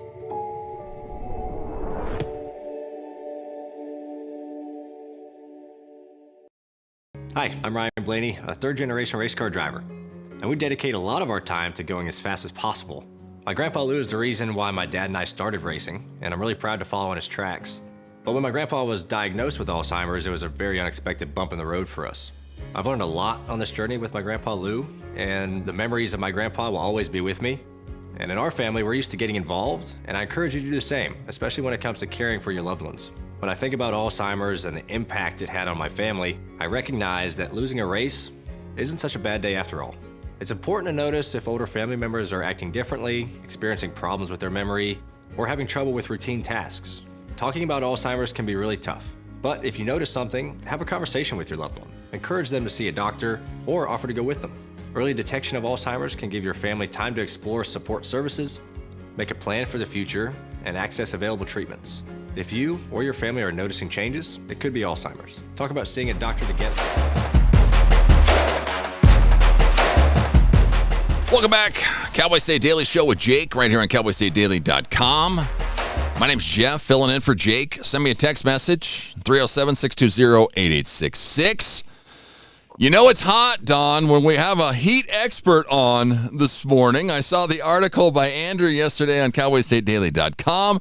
We're in the hundreds. I think Worland's in the hundreds. How's the state looking this weekend? Well, without a doubt, the worst of the heat will be up north. Sounds counterintuitive, right? The more north you go, the hotter it's going to get. But yeah. Southern Montana, northern Wyoming, the Dakotas are the ground zero areas for triple digits this weekend. It's just because the right series of events are coming together from a meteorological standpoint. The rest of the state is 90, so everybody's going to be hot. And there's really not an opportunity to cool off. I mean, there'll be a little bit of cloud buildup in some areas in the afternoon and evenings. Only a couple of isolated thunderstorms, but it's going to be the hottest wave of the summer for sure. It's going to last about, the worst of the heat's going to last about 4 days, 4 to 5 days before we get a little relief. And that starts in the north and west with some afternoon thunderstorms returning around Tuesday and Wednesday of next week. But the eastern side of the state is going to stay hot and dry probably through Wednesday or Thursday.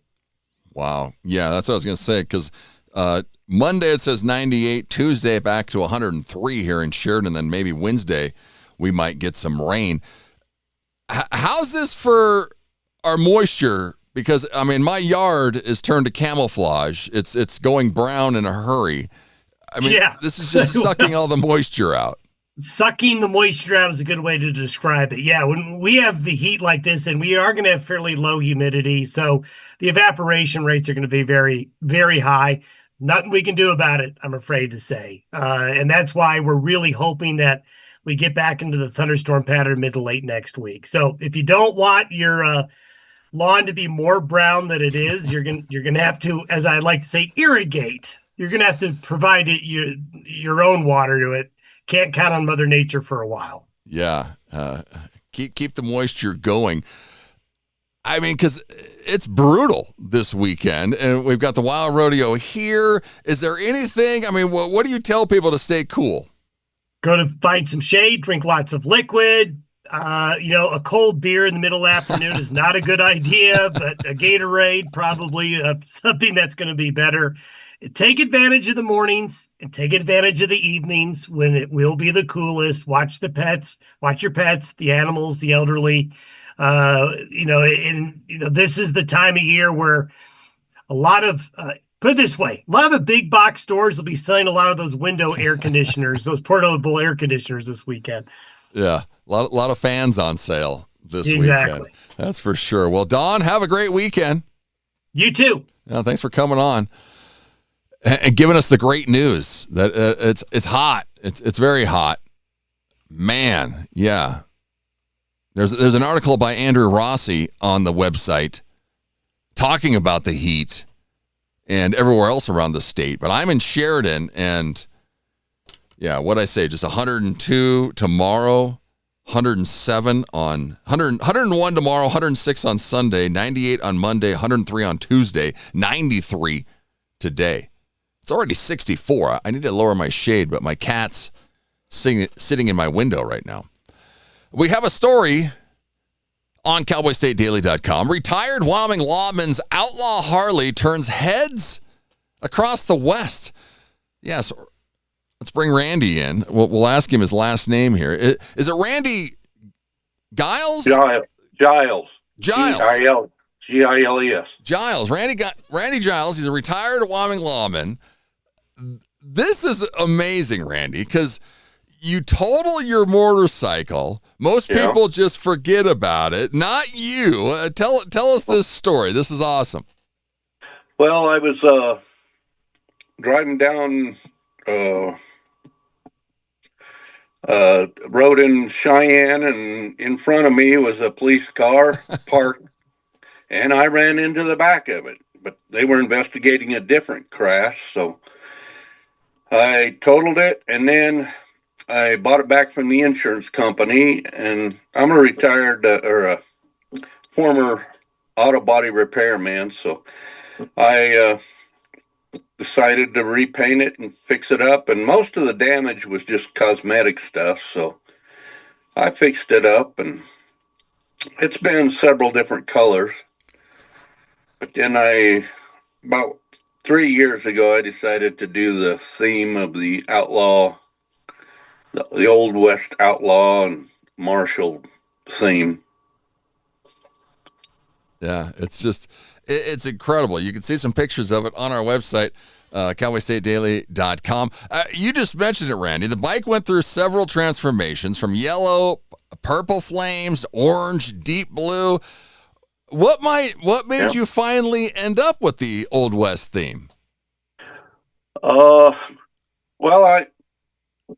I've always been interested in the Old West, and we live in Wyoming, and I'm a former law enforcement officer, so I decided to just go with that theme, and we went with the maroon. It was a candy brandy wine color, and I did some metal flaking in it and some clear coating, and then I had the airbrush done by a guy named Rene Matei.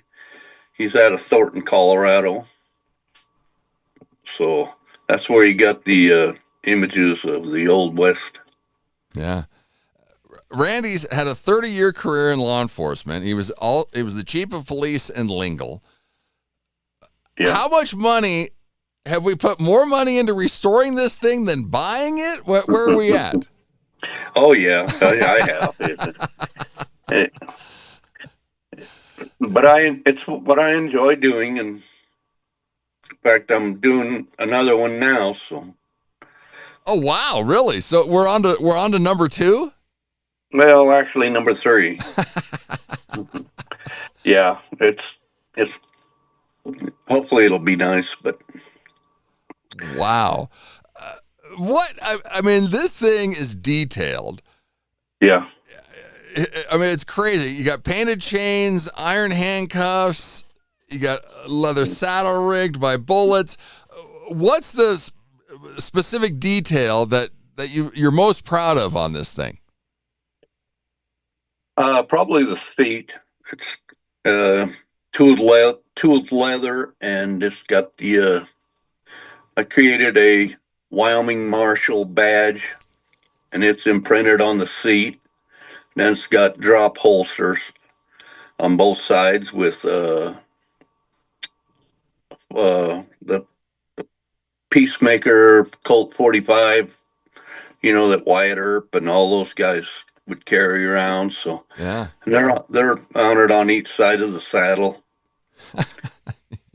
Yeah, I mean, when you set out to do this, you probably had no idea that you're going to be at this point right now. I mean, you have won. You took home the prestigious People's Choice Awards at the Deadwood Mountain Grand Show. You beat out some huge professional builders.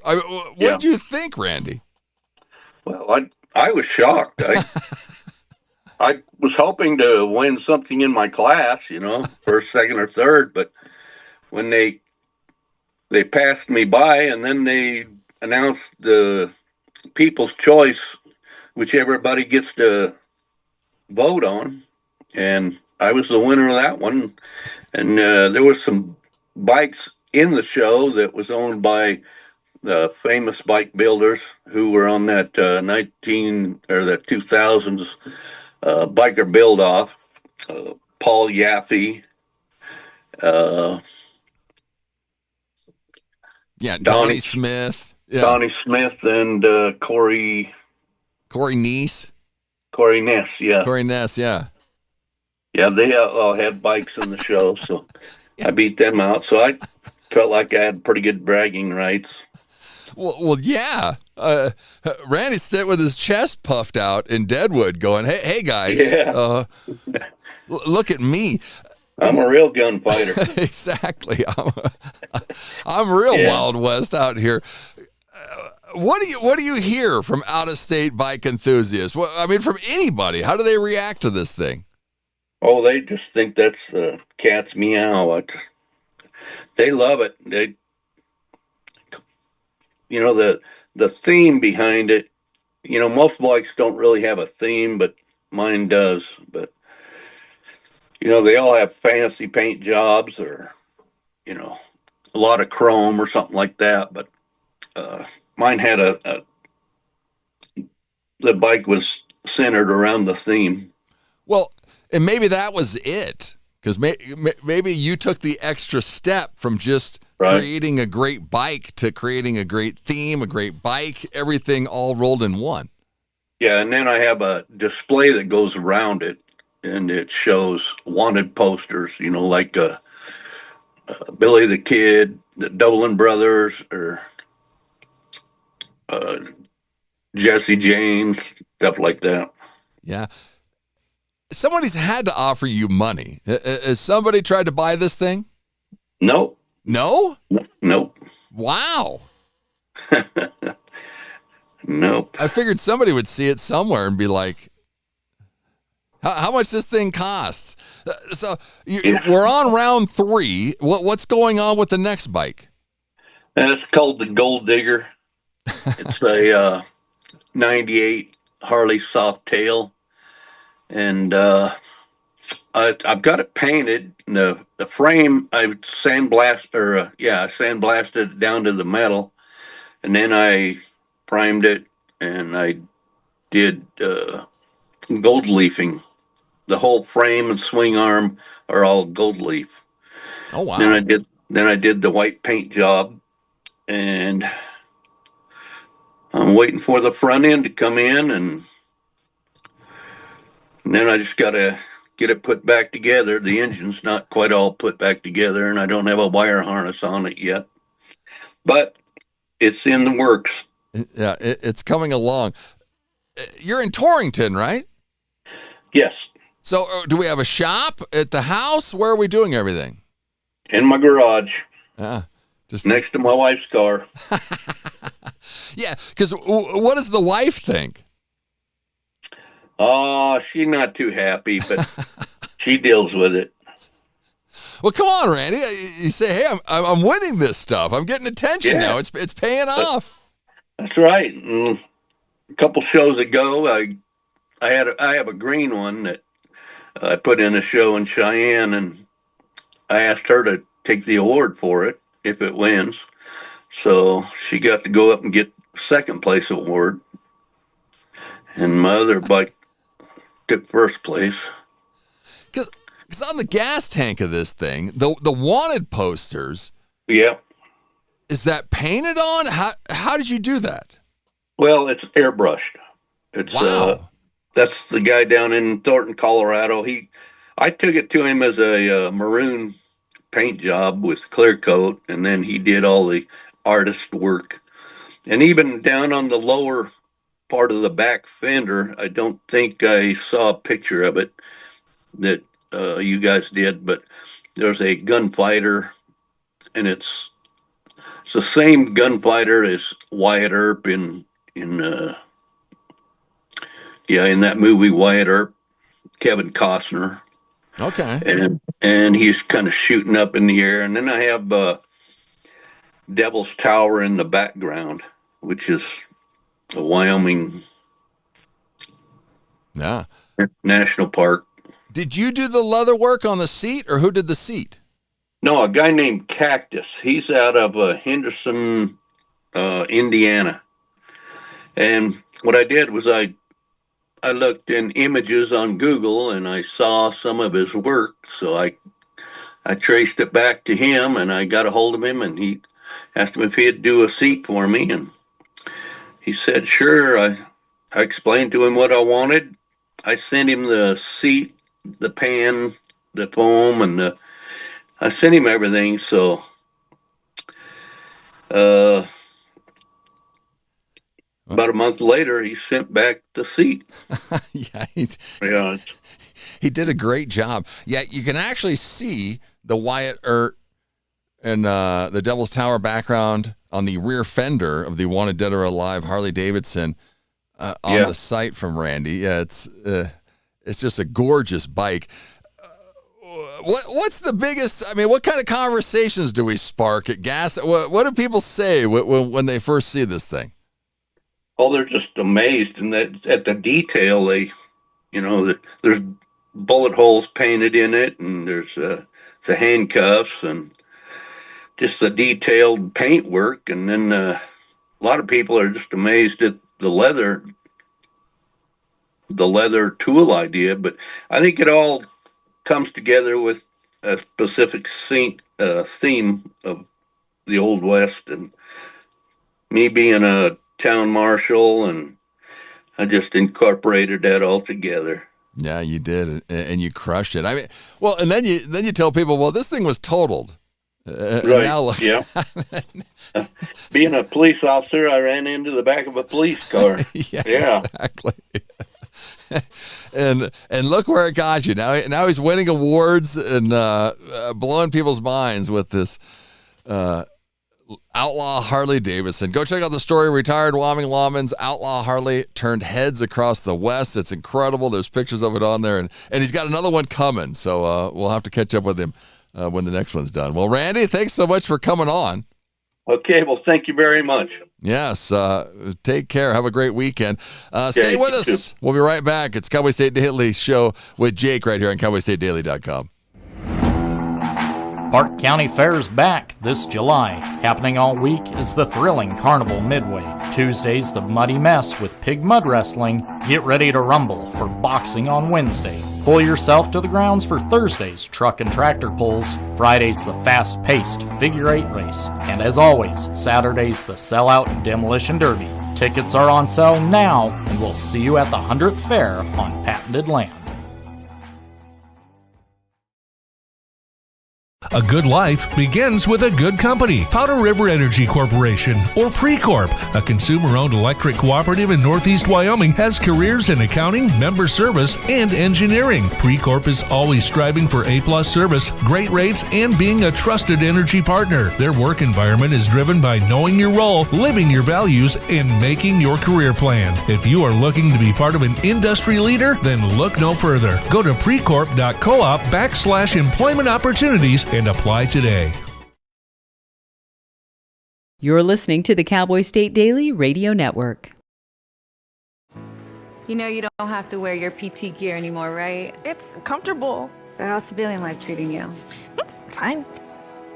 When I got out, I didn't want to admit that there was anything wrong because I felt like a failure. And then I realized, there's nothing to be ashamed of. So I started talking to someone. Maybe you are fine, but if you're not, it's okay. Thank you. If you or a veteran you know needs support, don't wait. Reach out. Find resources at va.gov/reach. Logan Wilson here at the M Building in Casper, Wyoming. They do more than just support businesses and private events. They support nonprofits by offering reduced rates to help the community thrive. The staff here at the M Building have been incredible in helping me organize a fantastic event. They are great partners for those who want to make a positive impact on the community. Come check out the M for your next event.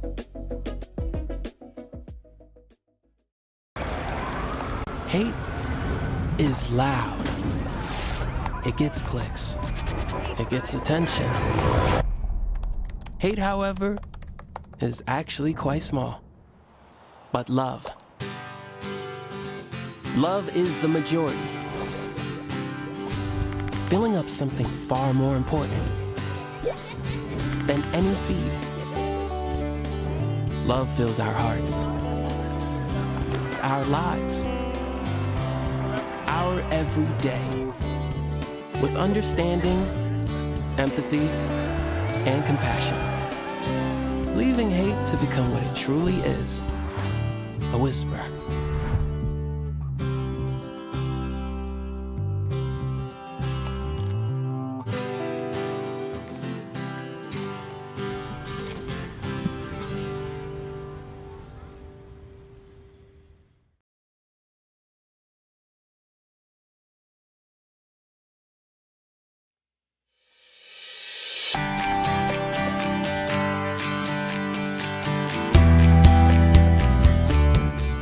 "16 minutes till the top of the hour. It's Cowboy State Daily Show with Jake right here on cowboystatedaily.com. My name's Jeff.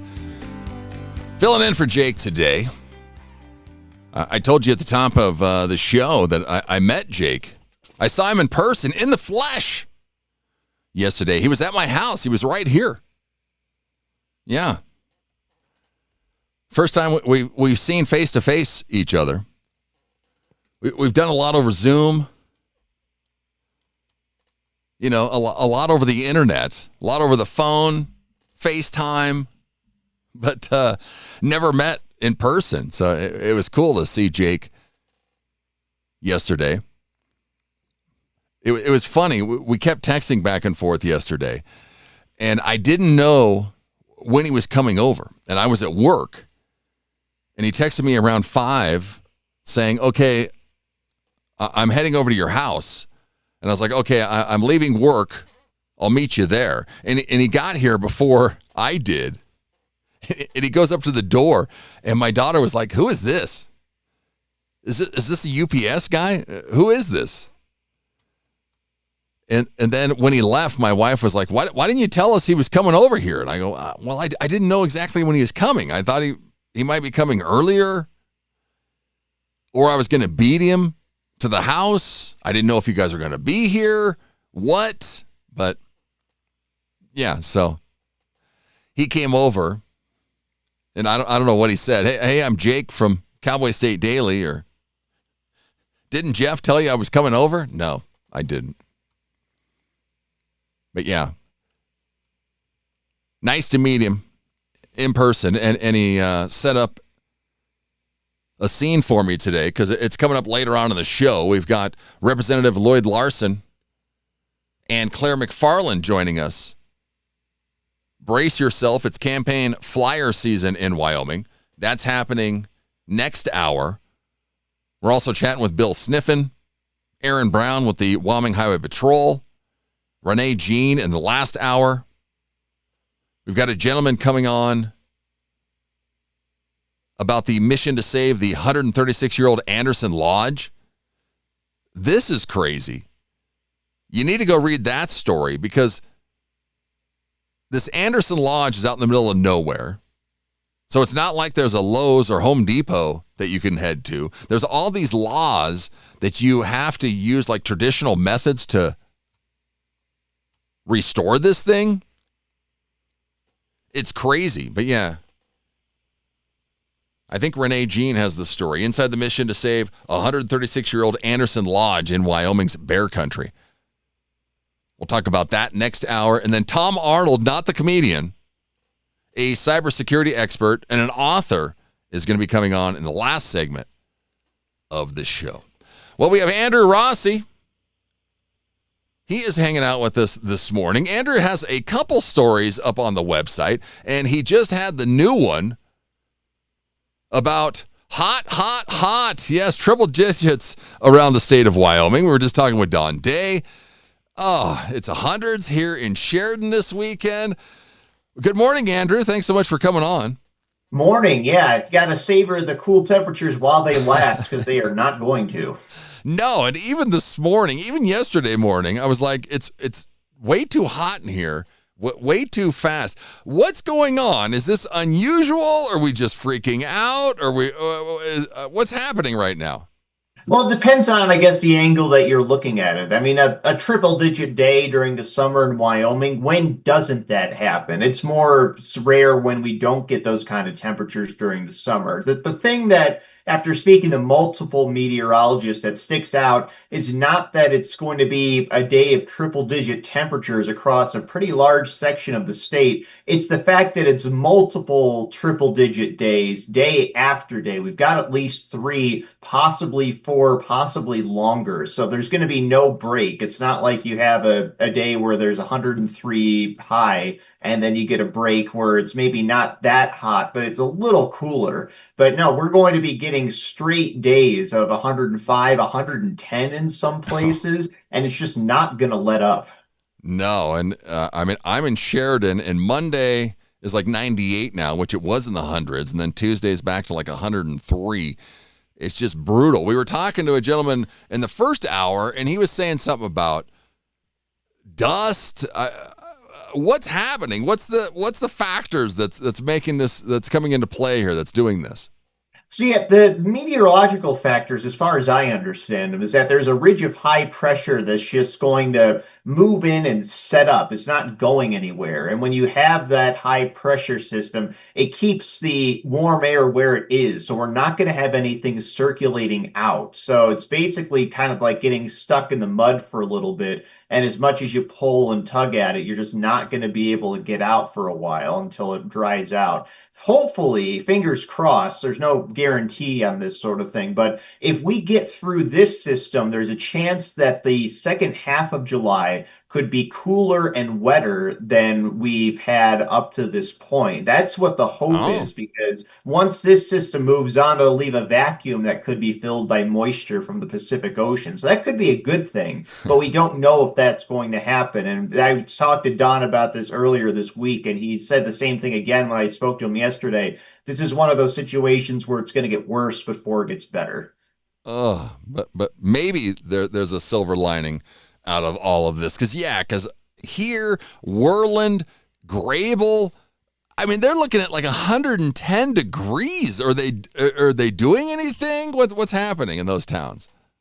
They're just going to have to bear it, unfortunately. I mean, they tend to get hot just because they're on the eastern edge, the eastern edge of the Bighorn Basin, and they're trapped between the Bighorns and the Absaroka Mountains. So it's just a difficult spot for them to be in. I guess the silver lining is more of what isn't going to happen. The chance of having afternoon thunderstorms is very low, and it's not going to be very windy. So if we don't have any fires started, if we do get a fire started, the chances of it spreading very fast, very quickly are much lower. But that's assuming that we're smart enough not to start any fires. We don't want to do that. But the fire danger will be high just because it's dry, not because it's windy and there's errant lightning strikes happening. Yeah, thank God it's not 4th of July weekend this week. I mean, it was hot. We got that out of our system last. Yeah. Stop your fireworks. We heard a couple this week. I was like, okay, you bought too many fireworks. Quit lighting them off. I mean, it's Wild Rodeo weekend this weekend. I mean, obviously tourism, they were coming anyway. I guess they just got to get ready for this heat wave.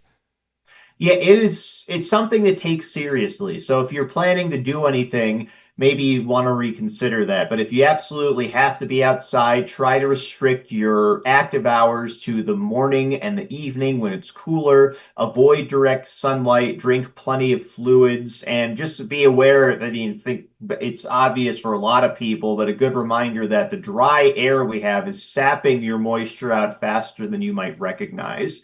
So it's important to be aware of all of these things and of course, check in on your pets and anyone that you know that might be more susceptible to the heat, because it's going to be a big one.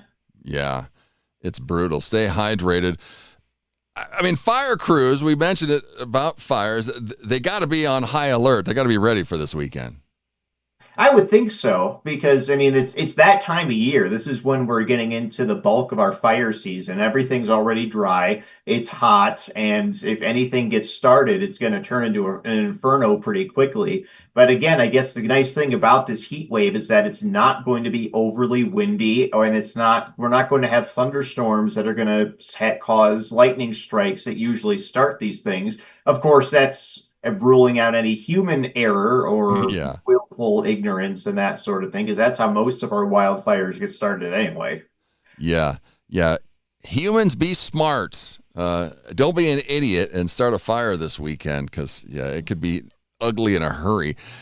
I was sitting at work the other day, and a couple came in, and they were talking about Cowboy State Daily because, I do the Saturday show. But they're like, yeah, you guys had a story about the porta potties exploding in Montana, and they were blaming it on Wyoming. Sure, come on, what the heck here? Andrew had the story, so I wanted to ask him about this while we have him. So 13 porta potties get blown up, but they blame it on Wyoming fireworks. What's happening? It actually makes sense. So we can't confirm it, and the owner of European Port Pots in Billings, he couldn't confirm it either, but he knows that a lot of people go to Wyoming to get fireworks because Montana does not sell fireworks year round. And there's a window in Wyoming, there's a window when you can launch private fireworks. But in Montana, they have that window as well. But that window is also the only time of the year where they sell fireworks. So you can go to a fireworks stand that they set up during that period and buy whatever you want to. So that means that if you want fireworks in Montana, you're not going to be able to get a lot of the bigger pieces that you might want because they just don't bring them in. They're harder to acquire. Whereas in Wyoming, you can pick those pieces up year round. You just can't launch them year round. So he believes that a lot of people go down to Wyoming, pick up their bigger, better fireworks, and they bring them back to Montana, or they go to the Crow Reservation near Billings because they also sell fireworks year round. Because when he looked at the damage of what happened to his porta pots, and he's like, there's no way that could have been caused by the typical fireworks you can get at a Montana fireworks stand. This stuff had to have come from elsewhere because it caused too much destruction. I mean, one porta pot just completely melted. The heat was so intense it just melted into a square on the ground, and the other ones had giant holes in them, which is what you'd expect if someone just lit the fuse, tossed it in, and ran off. Wow. Well, and the one gentleman that I was talking with, he was like, well, doesn't he realize that people can build their own fireworks too? I was just like, you live in Wyoming. You don't want to take the blame for this, but yeah, it was just hilarious. Yeah, we're not all the Unabomber, so I think it's a little beyond our ability. You can build your own fireworks, so I'm not sure who's out there actively doing it. And certainly fireworks of that size. I mean, we're talking about mini bombs if they're destroying porta potties the way they are. Yeah, because did you see this? Was it minor damage? I mean, you're saying some things were melted. There was holes in this. I mean, this seems pretty crazy. Oh, no, they were complete losses. It's not like, there was a hole in a panel that can be replaced. The owner said that they were going to have to cover those costs out of pocket. They have insurance, but the insurance company treats each of those individual units as its own thing. So that means they have their own deductible. So when a porta potty costs around, say, $1,200 with shipping, and you have a $1,000 deductible for each one, what's the point of even filing a claim? And if you do file those claims, then your insurance rates are going to go up the next year because the company's going to look and say, oh, you filed 13 claims for destroyed porta potties. There's just no point to it. And that was the thing that he really wanted to emphasize, that they're a small family-owned business. They're trying to do what they can to make ends meet and give back to the community whenever they have the opportunity. And this is money that's coming straight out of their pocket because a bunch of hooligans decided it would be funny to blow up one of their porta-johns. That's crazy. I mean, I'm in insurance. I could see that, though, because a commercial policy or that's not good for that small business owner. That's awful. Do we know? Have we got a suspect? Where are they at? No suspects, and it'd be impossible to find them. A lot of people have reached out saying, hey, you should set up trail cams to catch these people in the act of destroying your porta potties. At least then you have an idea of who you might have to go after. And he said, we've got over 400 porta potties throughout southeastern Montana. Are you going to put up trail cams at each of them and it's the other thing he emphasized, that this isn't a year-round thing. It only happens during 4th of July and occasionally New Year's when people have access to fireworks. So it's kind of like acceptable and expected losses to a certain extent. He just knows he's going to be losing some over 4th of July weekend because it happens every year. Wow, that's crazy. Yeah, and we just put up a trail cam at our cabin because somebody broke in. It was like $150. So yeah, $150 trail cam on 400 porta potties or whatever he's got. That's not going to work either. Not worth $60,000 just to hopefully catch people in the act for one weekend. And again, it's one weekend, and you might not even guarantee to get a good picture of the person who's doing it. So, unfortunately, this is just one of those things. They have to swallow that loss.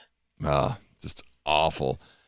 People, I don't know why we have to be destructive. Why are we blowing up porta potties? It makes no sense. But Andrew brought us the story. Andrew Rossi, thanks so much, buddy. Have a great weekend. You as well. Wow. Yeah. Well, I got some fireworks now. Let me go blow up the porta potty. Come on. What are we thinking? Bill Sniffen. Coming up next, he had a story on 4th of July. We'll chat with him. It's about data centers and nuclear reactors? Is that right? We'll catch up with Bill coming up next. The top of the hour, it's Cowboy State Daily Show with Jake right here on cowboystatedaily.com. It's time to take a look at what's happening around Wyoming. From the Cowboy State Daily News Center, I'm Mac Watson. A Bighorn County grandfather and mother have been charged after a baby died Monday. Cowboy State Daily's Colby Fedor reports that the infant was found in a 95-degree trailer filled with feces, garbage, and a 5-gallon bucket of human waste. When they looked at the baby's body, there was dirt under its fingernails, as well as an insect that was crawling inside the diaper. Investigators obtained a search warrant, and when they went into the camper where the family lived, they found horrific conditions. There was a bucket of human feces in the bathroom, no running water, no air conditioning, and the temperature was 95 degrees inside their home. 56-year-old Travis Studi is charged with felony child endangerment. 22-year-old Destiny Studi is charged with misdemeanor reckless endangering of a child and child endangerment. She pleaded not guilty on Wednesday. Wyoming U.S. Representative Harriet Hageman is demanding answers from Meta founder Mark Zuckerberg about how its Cheyenne data center contaminated the city's wastewater system. Cowboy State Daily's Claire McFarland reports that in a Thursday letter, Representative Hageman writes she's, quote, deeply concerned. Hageman issued a letter Thursday to Mark Zuckerberg, the CEO of Meta, which is a Facebook giant that also has data centers in Wyoming and Cheyenne, demanding to know things like how could a rare bacteria leak from a closed-loop data center cooling system into Cheyenne's wastewater system. That public announcement about the contamination came more than 4 months after the Meta contractor, which is building an $800 million data center in South Cheyenne, disrupted the city's reclaimed wastewater system with a rare bacterial contaminant. I'll be back with more news from the Cowboy State Daily News Center right after this. This spring and summer, everyone can do their part to keep motorcycles safe on the roads. Motorcyclists, be sure to wear high-visibility gear, and drivers, look twice and save a life. This Safe Driver update is from the Wyoming Department of Transportation. Tax revenue from Wyoming wind projects supports police, fire, EMS, and schools. Energy development is about communities, not just power. More information is available at poweringupwyoming.org. Cowboy State Daily News continues now. With Pathfinder Reservoir less than 24% full, some farmers and ranchers in eastern Wyoming and western Nebraska are being warned they could be out of irrigation water by the first week of August. Cowboy State Daily's Kate Meadows reports that there is a backup plan, but it's not foolproof. The snowpack has been historically low. It was the worst on record this year. And the reservoir where this irrigation channel originates is called the Pathfinder Reservoir, and it is at just about 23% right now. So the levels were already low, and it caused the irrigation canals to open up later in the year than they normally would have. And so farmers and ranchers are already hurting for water. And just weeks after the canals open, they're being told, we may run out of water first part of August. The Pathfinder Irrigation District has previously said that they are against pulling water from other sources because they have to rent it. They basically pay to use it, and then they're required to return it somehow before the end of the irrigation season. So it's really a lose-lose as far as that goes. The district operates a vast canal network that diverts water from the North Platte River at Whalen Dam, delivering irrigation to more than 100,000 acres of farmland.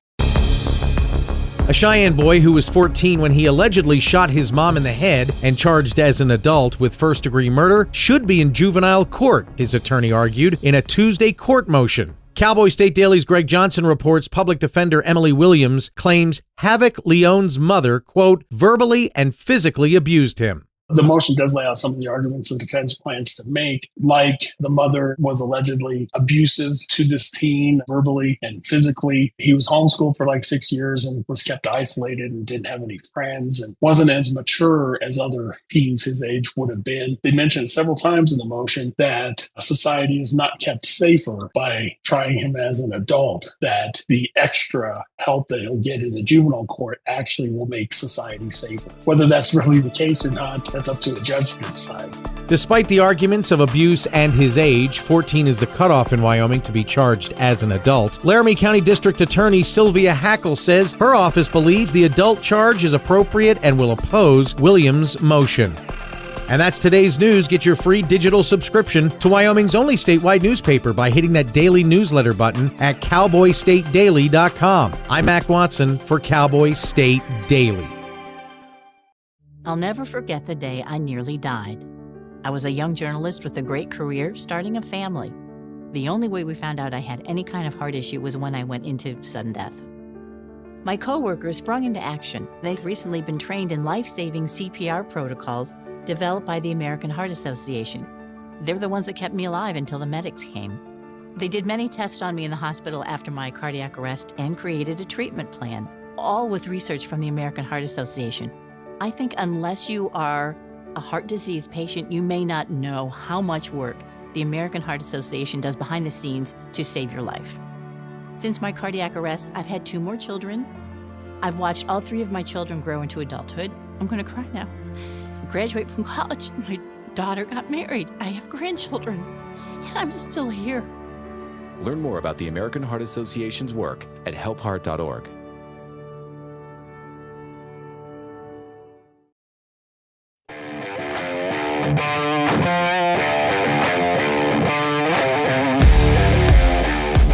Welcome back.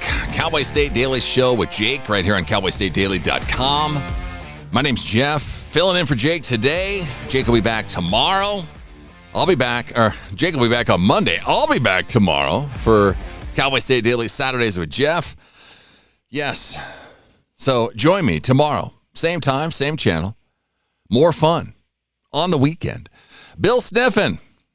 He had an article on Cowboy State Daily on the 4th of July. Good morning, Bill. Thanks so much for coming on.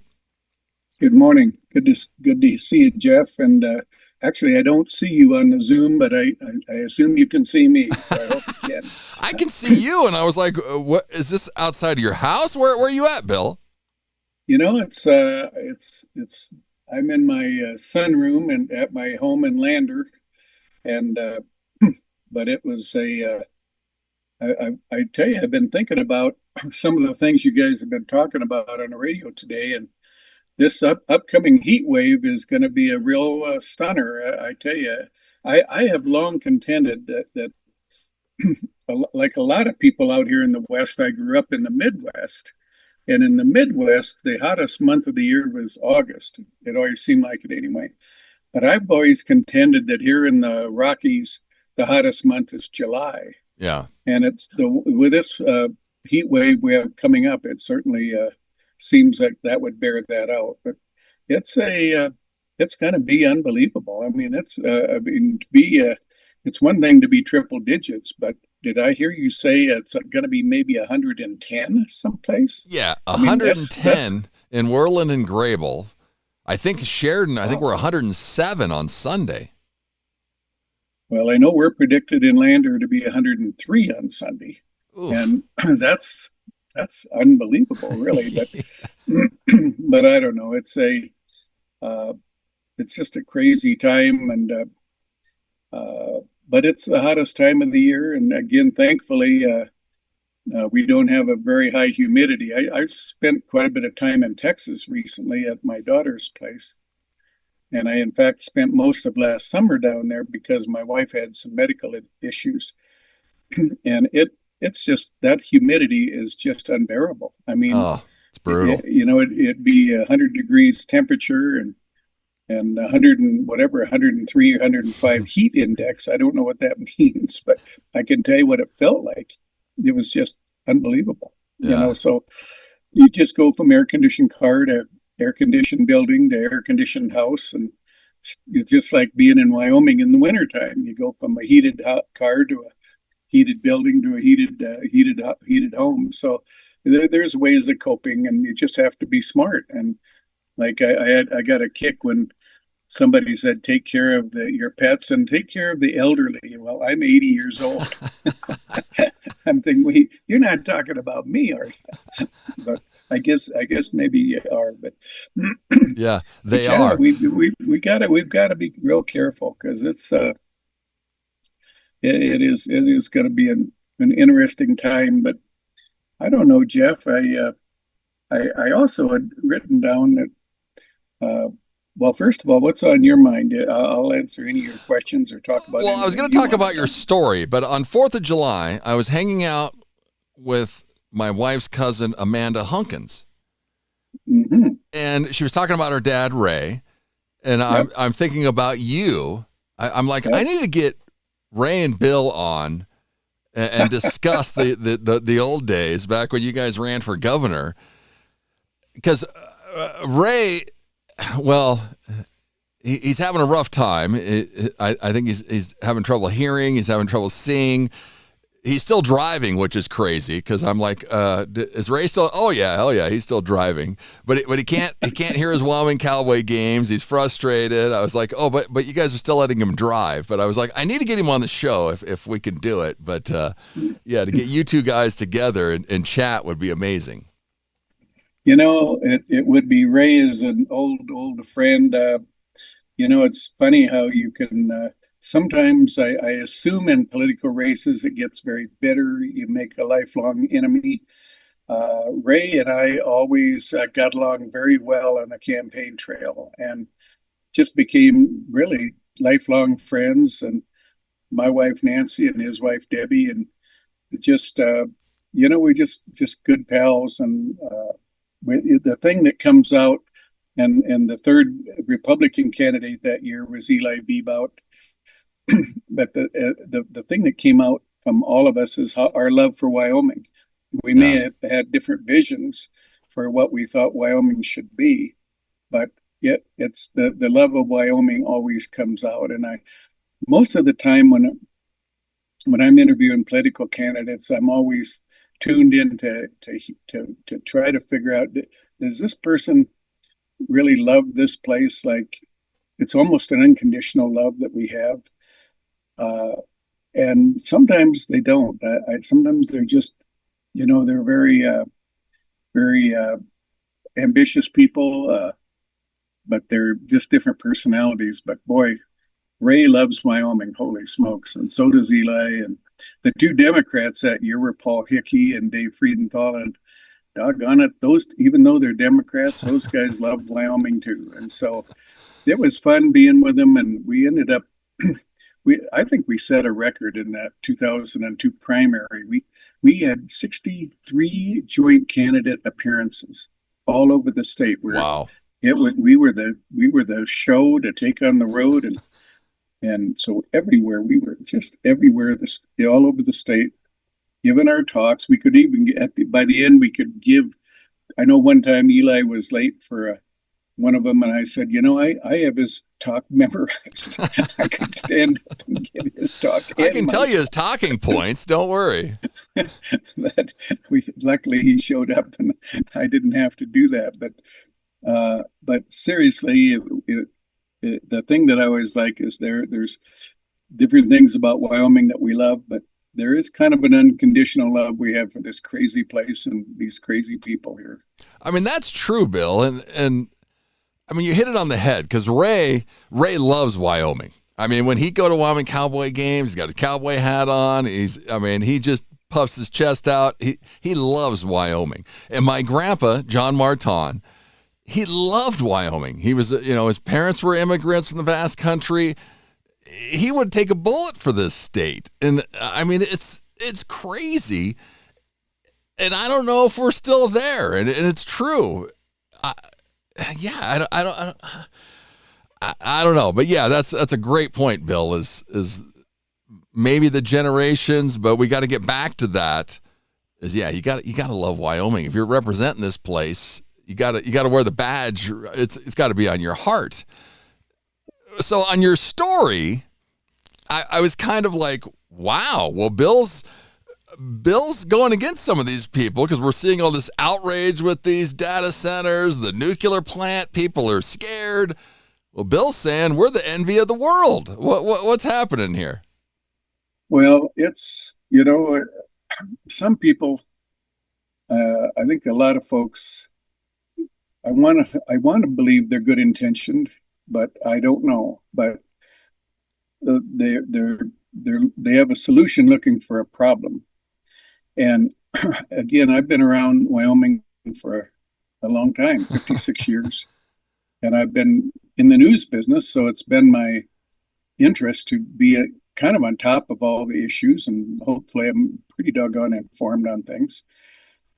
And it's, I just don't see a big issue with the data centers. I think that, to me, it's a little bit like tourism. The tourism industry, the beauty of the tourism industry is these folks come here, they spend all their money, 7 million of them a year, and we don't really have to police them very, very hard because they're pretty darn good people. But mainly, we don't have to educate their kids. We don't have to do anything except come, leave your money, and leave. Yeah.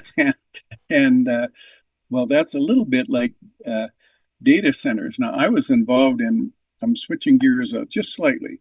I was involved in economic development almost my entire time here. And I always was hoping that Wyoming's population would double. I thought 1 million people would be just an ideal population base for this state. And I have changed my mind in my older age. And with that comes wisdom. And I kind of like being the lowest populated state. And so to me, if we can get an industry that comes in here and drops billions of dollars, and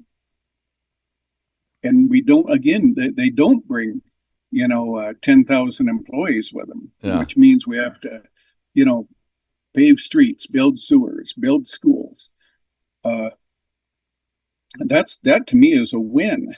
And so to me, that's kind of my point. And nuclear energy, about 25 years ago, maybe about 30 actually, they wanted to put the nation's nuclear waste dump here in Fremont County. And I was one of the leaders against that. I always said, is that the best we can do for economic development? Yeah. We're going to be the nation's nuclear waste dump. And so I fought it very hard. And I really celebrated when Governor Mike Sullivan vetoed the whole project. But yet, so here we are,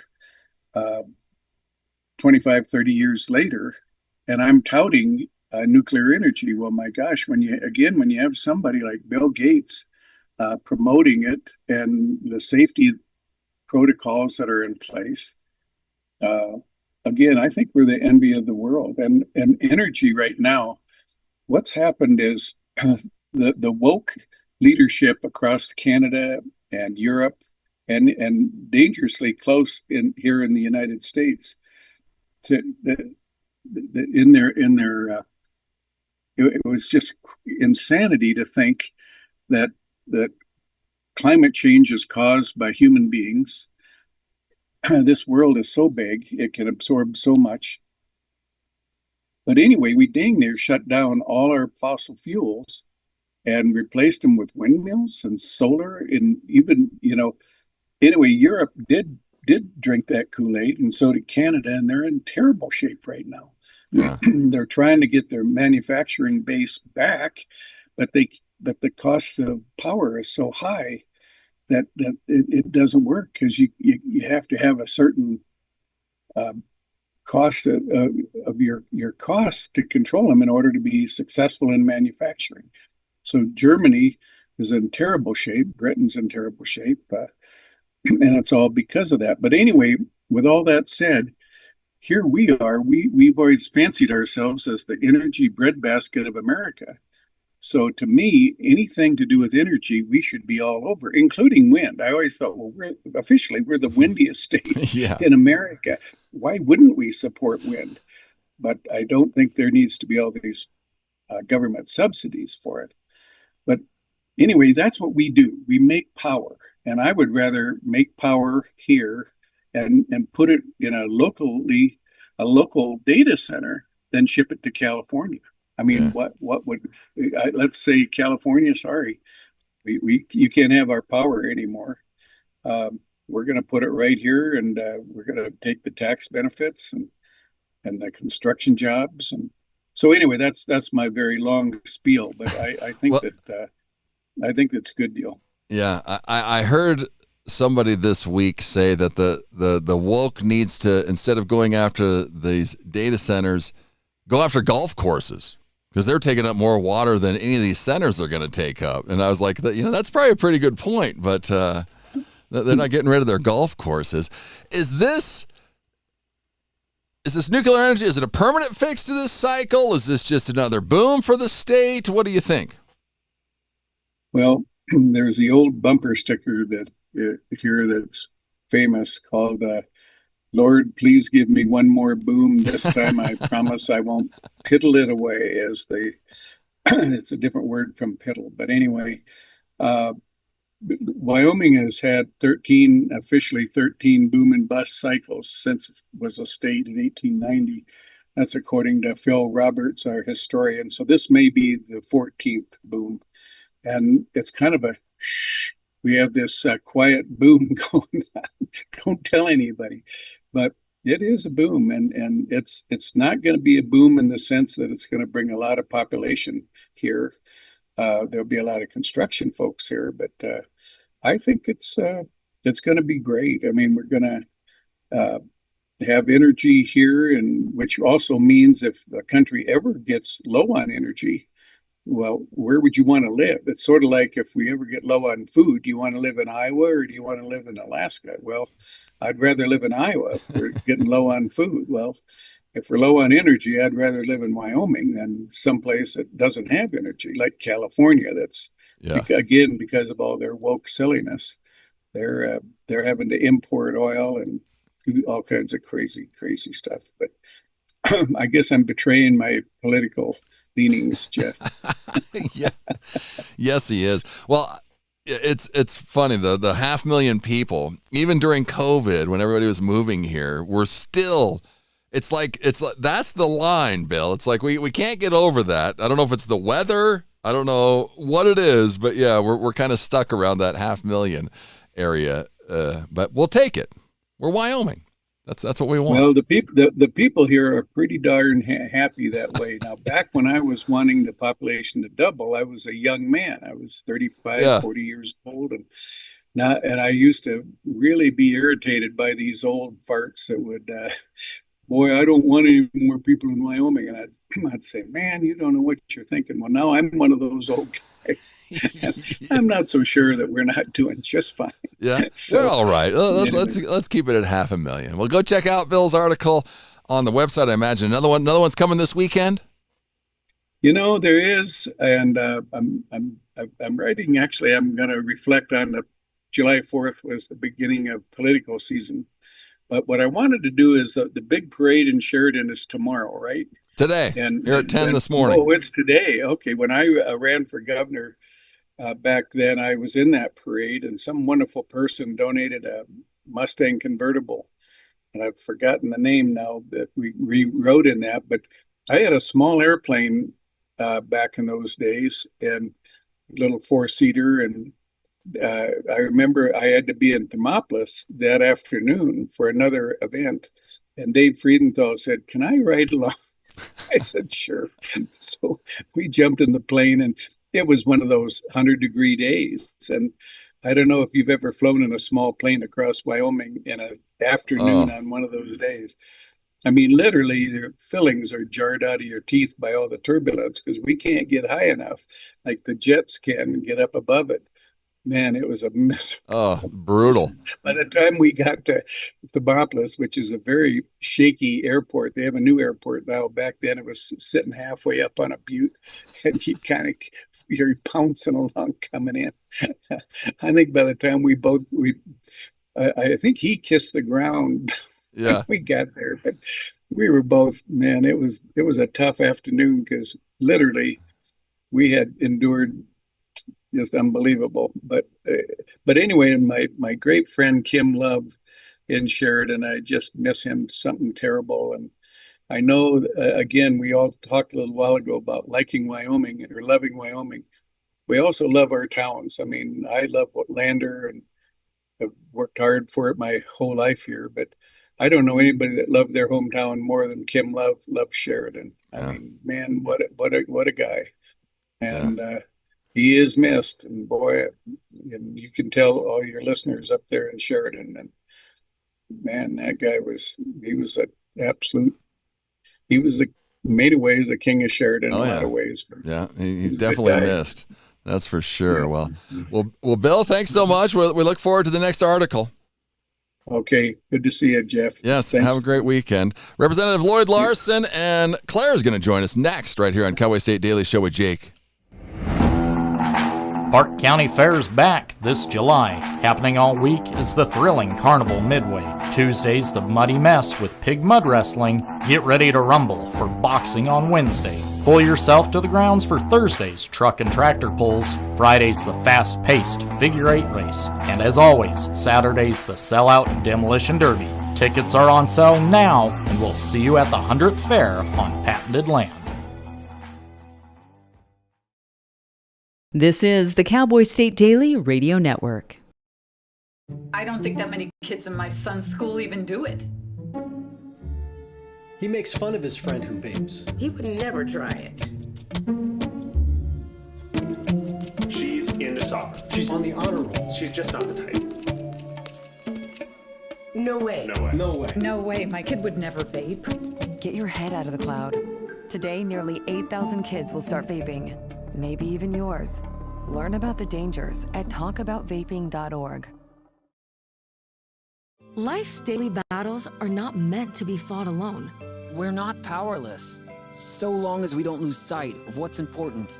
Don't be afraid to seize that moment to talk to your friends. Cloud, you okay? Because checking in on a friend can create a safe space. The first step on our new journey. You coming? Reach out to a friend about their mental health. Seize the awkward. It's totally worth it.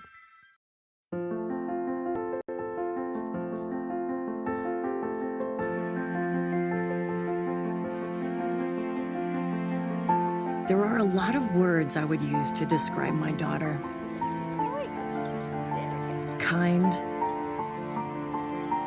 strong, hilarious.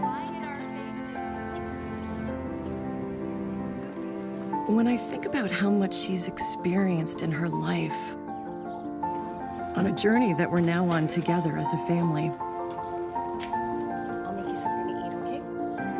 we can't help but be inspired by her every day. Hey, Mom, we're about to start the movie. Oh, yeah, I'll be right there. Okay. So really, we're the lucky ones. Learn about adopting a teen from foster care. You can't imagine the reward. Visit adoptuskids.org.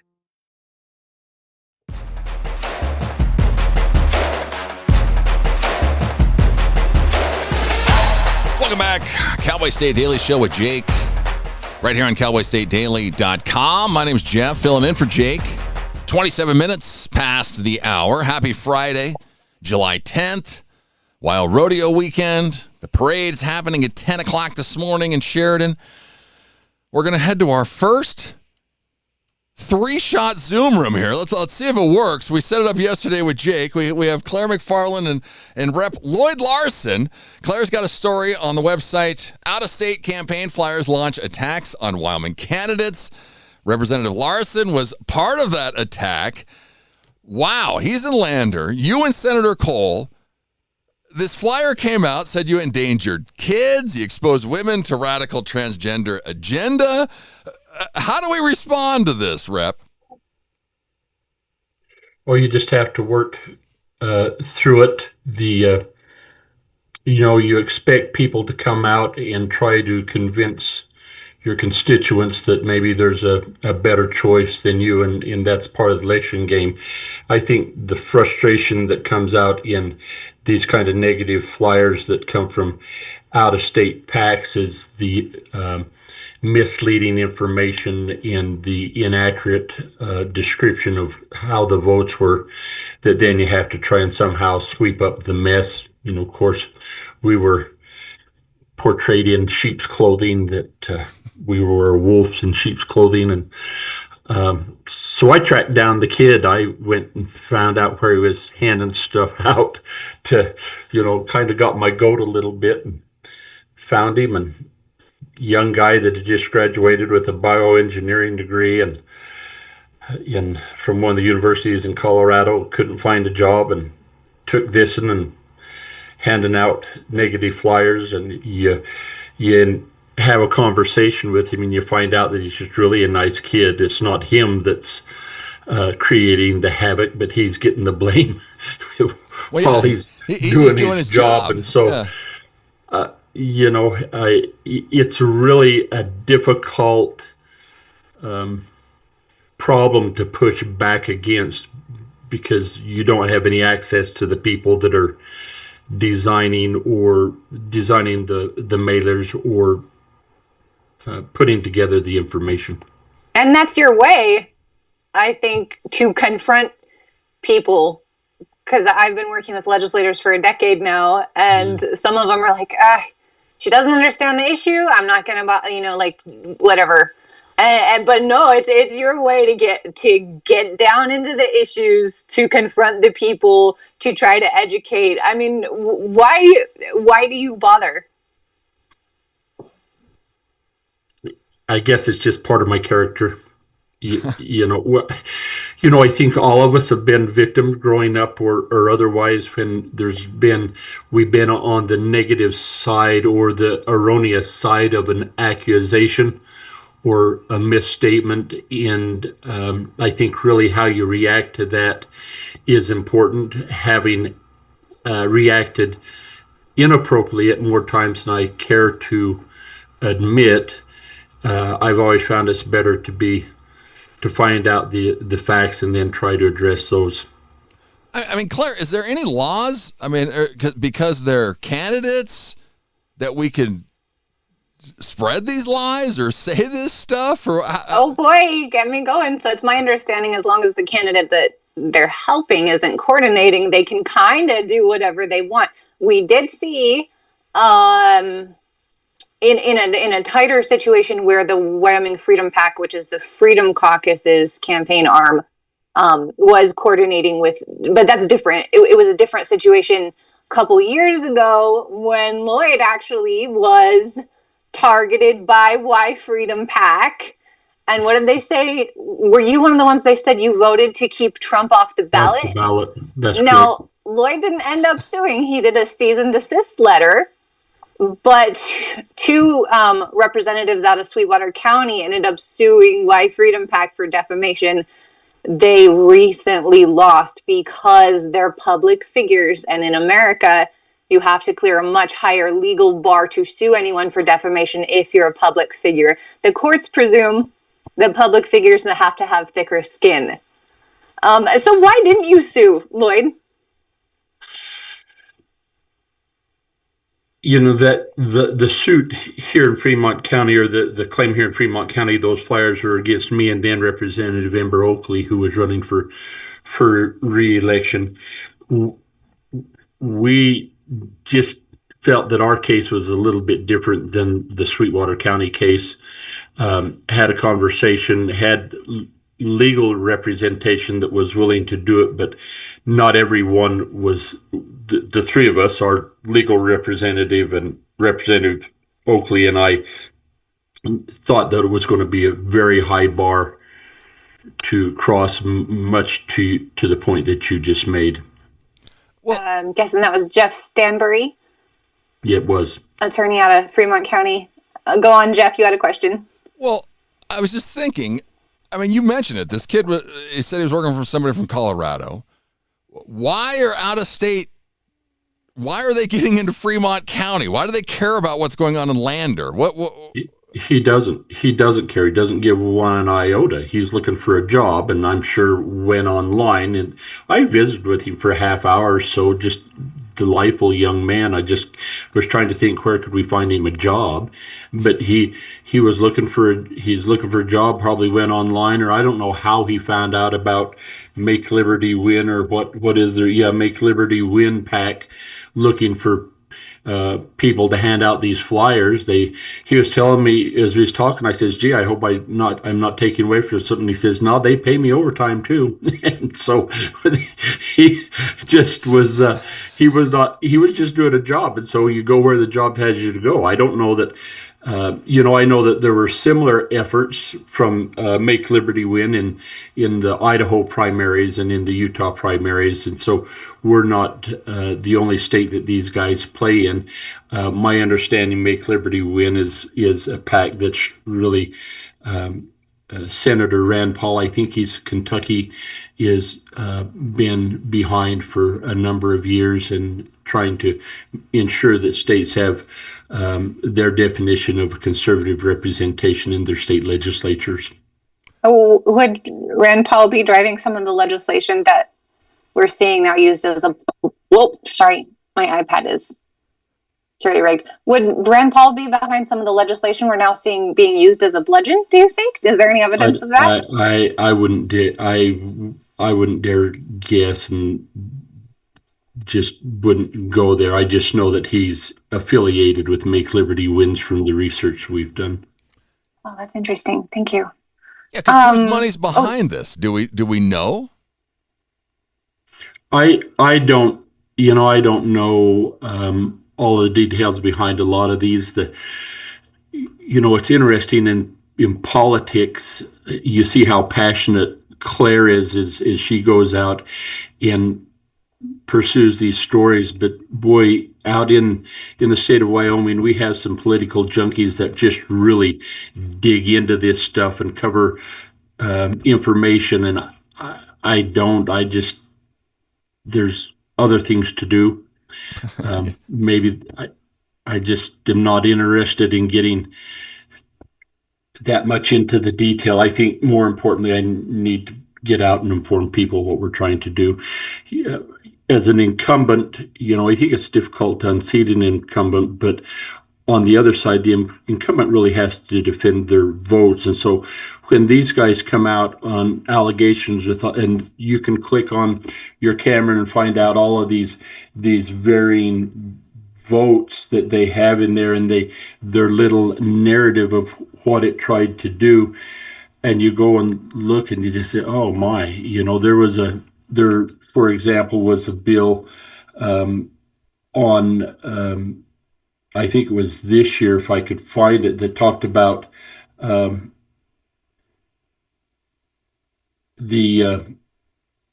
license limits, and the narrative of that was that they were trying to take hunting license, siding with the bureaucrats and state agents to take away license from the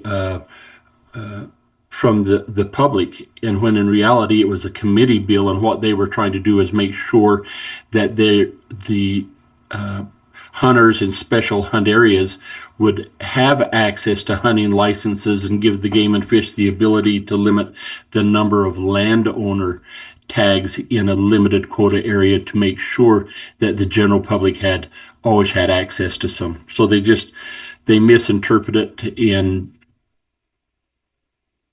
you have to live with that. The challenge comes, and it's really interesting, in the previous election cycle, and with the mailers that Claire referenced, where they indicated that we tried to keep Trump off the ballot in Wyoming. I visited with a couple professionals. One's a nurse and one is a maintenance engineer that are very well educated, and had always supported me that then elected not to support me because of that mailer. So I went to him and asked why, and told him what that whole conversation was about and how the flyer was wrong. And the question was, so are you telling me that this is false? And I said, yes, indeed, it's false. And they says, well, how could that be? We got it in the mail. And so that's astounded me a little bit that the public as a whole may have this perception that there's a filter that is required to prove things to be factual as it goes through the various delivery systems, whether it's the U.S. mail or social media. And we just know that's not the case. But that's kind of the challenge that you have to do. I think most importantly on all of this is it's not going to go away, at least for now. We'll try to work on some stuff to get away. But you just can't. You can't let it drag you down. My oldest daughter was here for the 4th, and her and my wife Becky walked the 4K, the little, half the dash on the 4th whatever of July? It is. Yeah. Yeah. And they really contemplated walking that dressed as Bo Peep so that they could find me, the lost sheep from the. You just got to. You got to lighten up and not let it drag you down, because it'll just keep you awake all night if you do. You just have to go, and this is a process, and hopefully you've done enough good for your constituents that they recognize that and want to see you back. And if they feel that you haven't, that's what's great about this country. They can elect somebody else to do that and live with the choice that's made there, and that may be good or it may not be as good. So the interesting thing, if I have time for... Yeah, go ahead. Okay, so Jeff, the defamation suit that Lloyd did not file, but 2 representatives in Sweetwater County did and recently lost on summary judgment. The legal standard there for a public figure being able to sue for defamation is called actual malice. Definition is that the person doing the defaming either knew they were lying or acted with reckless disregard for the truth. That's the only way a public figure can actually succeed on a defamation claim. In the case of the flyers claiming that representatives had voted to keep Trump off the ballot, the judge recognized from the evidence in the case that the people telling that falsehood truly believed it. There was evidence, there were emails, there were texts that the people who wrote that language truly believed that that's what Representative Larson, Representative Wiley, the other Representative Larson were doing. And so we're in this realm now where the standards, the metrics by which we weigh truth are somewhat subjective because we hinge them on the mindsets of the person that is speaking the statement.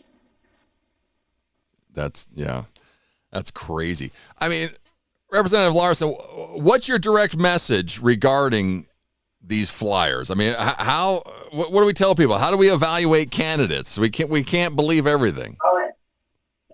Well, I hope that people would just do a little bit of homework. And so, this flyer, give everybody an opportunity to see what Senator Case and I had voted on, to look at those.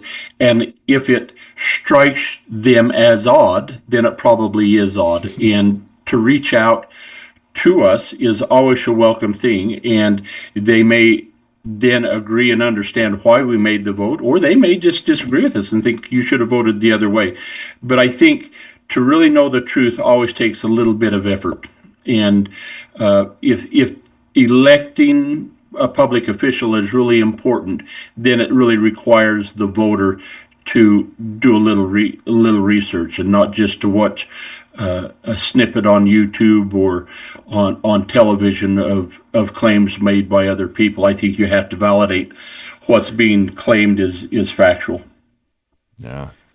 Unreal. Out-of-state campaign flyers launch attacks on Wyoming candidates. It's Claire McFarland's story on cowboystatedaily.com. Go check it out.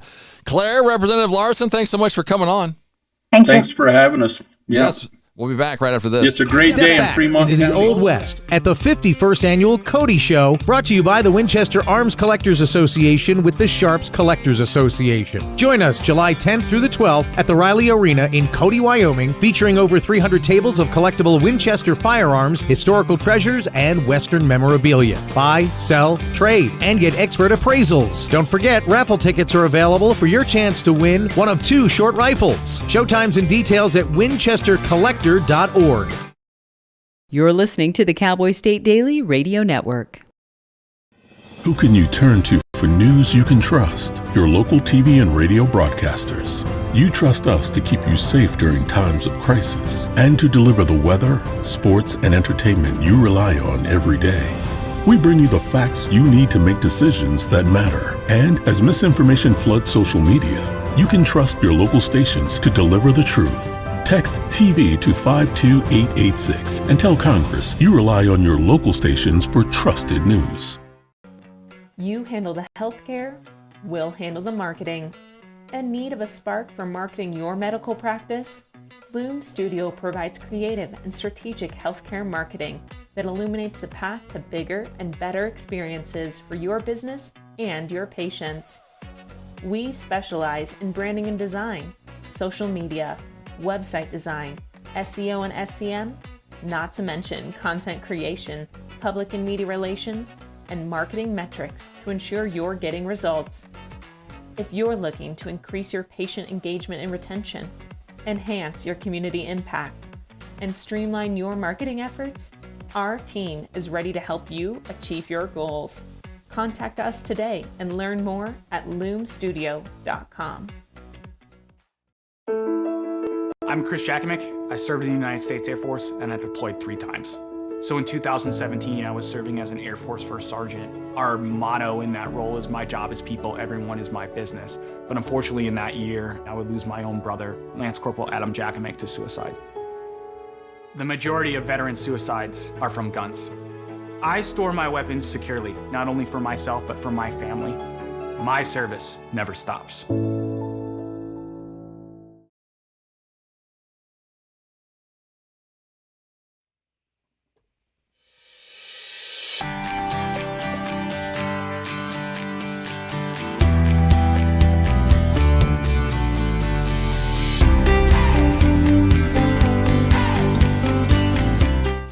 $14 minutes till the top of the hour. Welcome back. Cowboy State Daily Show with Jake right here on cowboystatedaily.com. Jeff filling in for Jake.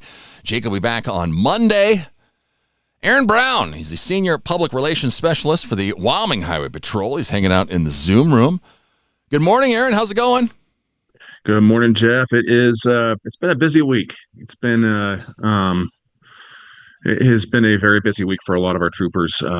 We've had a lot of stuff happening. Obviously, we had what's turning into fairly high-profile incident up in Teton County, unfortunately, with that tragic double fatality up there on the Teton Pass. In addition to that, we've seen that Tuesday through Wednesday time frame, and it was about 24 to 26 hours. We saw 4 fatal crashes across Wyoming. Oh, wow. One involving a motorcycle, and of course the one in Teton Pass, and another on I-80. But before we can talk more about some of those, but really before we get to that, on a lighter note, I probably should have started with that. We do have a new Speeder of the Week. Which these are, we'll lighten it up a little bit. How fast are we going this week, Aaron? Not as fast as others. It's what he was driving and towing that makes it a little insane. So what we had this week is, and it doesn't start light. This is a guy. The speeder is not just a speeder. This is about the second or third time we've actually had a chase be our speeder of the week. And this one is out of Laramie. My understanding is it was an alleged domestic incident that started this. We joined the chase on I-80. He was already running from other law enforcement agencies and gotten to I-80, and that's when we joined in. This driver decided to take us on a chase from I-80 into Laramie County. Decided he was tired of the highway. This entire time, keep in mind, this is a Chevy 2500 Duramax towing a full-sized camper. Oh, geez. Kayak in the bed, no less. And so he decides, you know what? I'm tired of the highway. So he, not really, that's tongue in cheek, but exits the highway at Buford and takes Buford Road, which is County Road 210. And that basically runs from I-80 all the way to Happy Jack. And he took it all the way to Happy Jack as we're behind him on this thing. So we're keeping track of him. You can't really TVI a camper. So we're just keeping track of him. And then he turns back the other way on Happy Jack, heading back toward Laramie. And that's where our troopers get not one, but two good spikes on him. And so instead of going all the way to Laramie, he figures, well, I got a kayak. Why not? So he goes into Kirk Gowdy. I'm going to hop on my kayak and get out of here. Again, that's a tongue in cheek. That's probably not what he was actually thinking, but tongue in cheek. But this suspect went ahead and got into Kirk Gowdy State Park.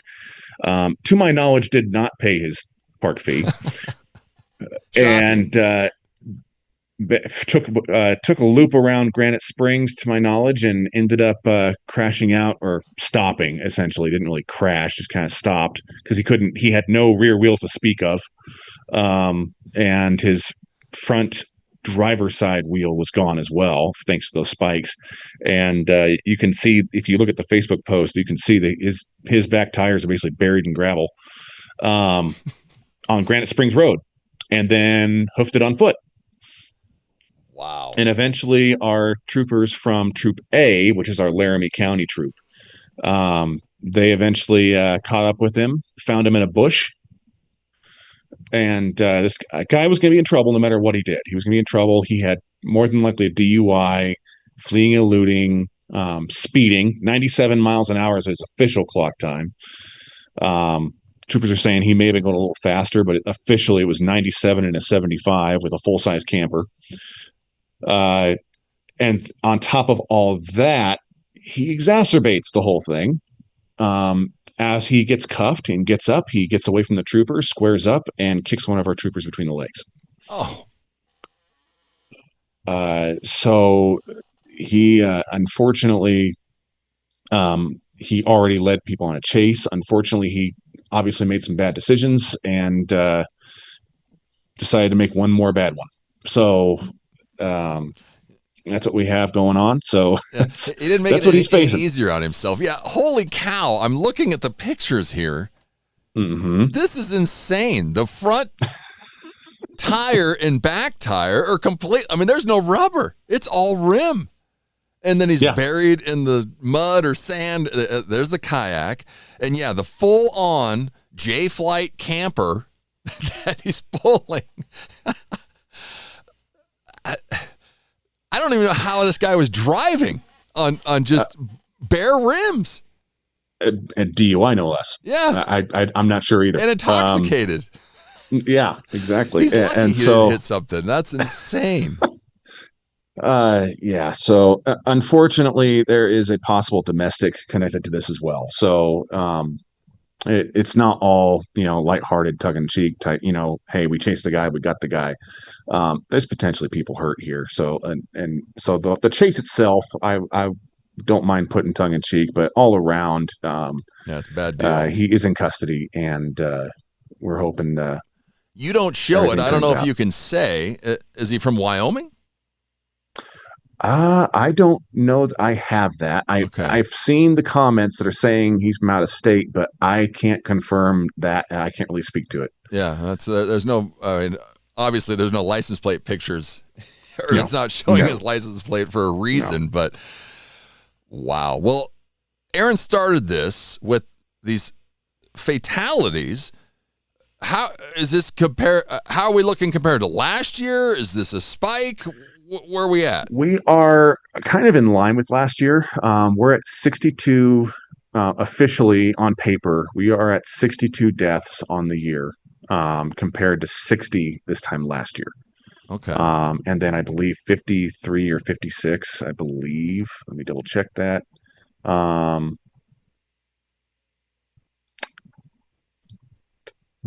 Yeah, 53 in 2025 or 2024, pardon me. 2023 was our worst year we've had in a long time. And that was 69 by this time. Yeah. I remember a couple of years ago, it was pretty bad. Is this all on the interstate or are these on back roads? Where is it happening? Well, the double fatality obviously was on Wyoming 22. So it's a state highway, Teton Pass. Another one was on I-80, so that's going to be an interstate, and they all have different causes. Another one, which is not officially on the numbers yet, so I can't speak too much to it, but I can confirm it was a motorcycle accident. Was on a highway in Fremont County, and then we had one other. I want to say that was on Wyoming US 26 in Fremont County.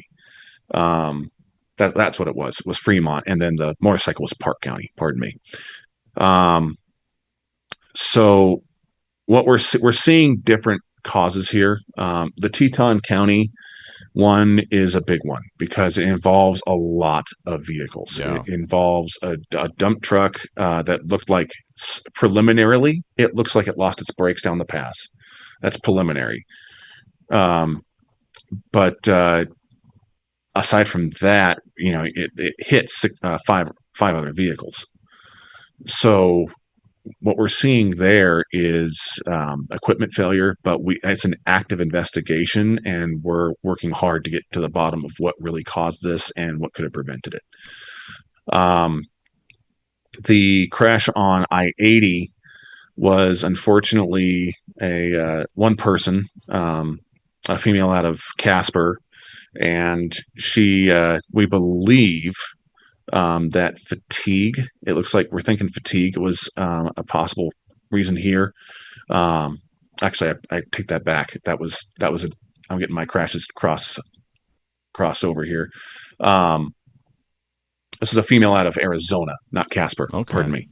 And this was driver fatigue on I-80, and this is a Ram 2500 pickup. And it was one of those, it's kind of you don't want to make light of it, and I'm not trying to make light of anything. It's more, if there is a standard rollover crash in Wyoming, it's this kind. It doesn't matter if it's fatigue or not. It's simply driver drifts off the road, overcorrects, slides, rolls. Yeah. And we see that a lot in Wyoming, and it can happen a lot. You've been driving for a long time, I-80 especially. Let's face it, it can get a little monotonous. Yeah, it lulls you to sleep. Yeah, it's a long highway with just flat stretches, and it can lull you to sleep if you're not careful. So that's what we're seeing there, and we're seeing in both the crash in Fremont and on I-80 in Carbon County, either no seatbelt use or improper seatbelt use. And so in both these cases, in the case of the I-80, the victim was partially ejected. And then in the Fremont County, she was fully ejected. Yeah, and that's, you got to wear your seatbelt, because once you get ejected out of the vehicle, I don't know what the percentage is, but it's not good for you to survive. The partial ejections are your chances of, because at that point you're hanging out the vehicle as it rolls, and it's going to roll on top of you. And then being fully ejected, it's possible the vehicle rolls on top of you, but you're also talking about, collision force at the ground, that whole thing. So it's usually slim chances of survival on those. Once in a while, you see miraculous things happen where people get fully ejected and walk away. Yeah. It has happened, but it's rare. Yeah. And so more often than not, if you get ejected, your chances of survival just absolutely plummet. So it's unfortunate we've seen that. As far as numbers go, we saw 10 unofficially. We saw 10 deaths in June. And then we saw 10 in February, and those have been our highest months so far. But we're already to 3 or 4 now. On paper 3, but 4 will be forthcoming. With the one crash we're working on, but officially we're already at 3, and we're just to July 10th. That's it. Yeah. And so we're not even to Frontier Days yet. Yeah, exactly. We got Wild Rodeo this weekend. We got Frontier Days coming up. It's hot. Be safe out there. Make sure you buckle up. We had Colby on, our reporter who had the story on the Teton Pass. Do we know anything about the driver? Is he all right? I mean, we think it's the brakes. What's going on?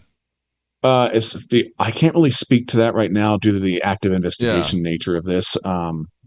But active nature of the investigation. There we go. Can't English. But right now, what we are seeing is I believe I can tell you the driver. I believe injured, had minor injuries. Beyond that, I really can't speak to much as we continue to investigate this and try to get this figured out. Yeah. Wow. Yeah, it's just like Aaron said, July 10th, we're already over the fatality numbers from last year. Be safe out there on the road. It's going to be a busy weekend again this weekend, again next weekend, and the heat. Yeah, be safe. Buckle up. Aaron Brown, the Senior Public Relations Specialist for the Wyoming Highway Patrol. Aaron, thanks so much. Have a great weekend. Thank you, Jeff. Appreciate having me. Yes, it's the top of the hour. It's time for news, and we'll be back with Renee Jean after the news.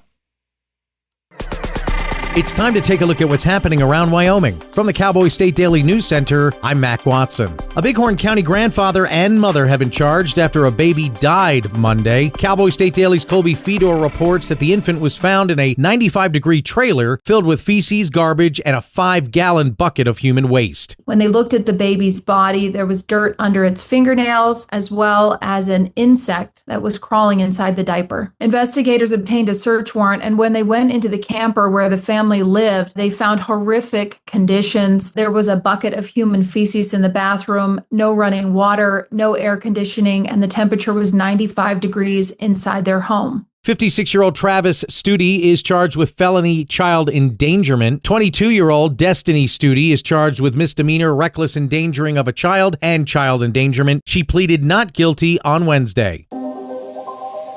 Wyoming U.S. Representative Harriet Hageman is demanding answers from Meta founder Mark Zuckerberg about how its Cheyenne data center contaminated the city's wastewater system. Cowboy State Daily's Claire McFarland reports that in a Thursday letter, Representative Hageman writes she's, quote, deeply concerned.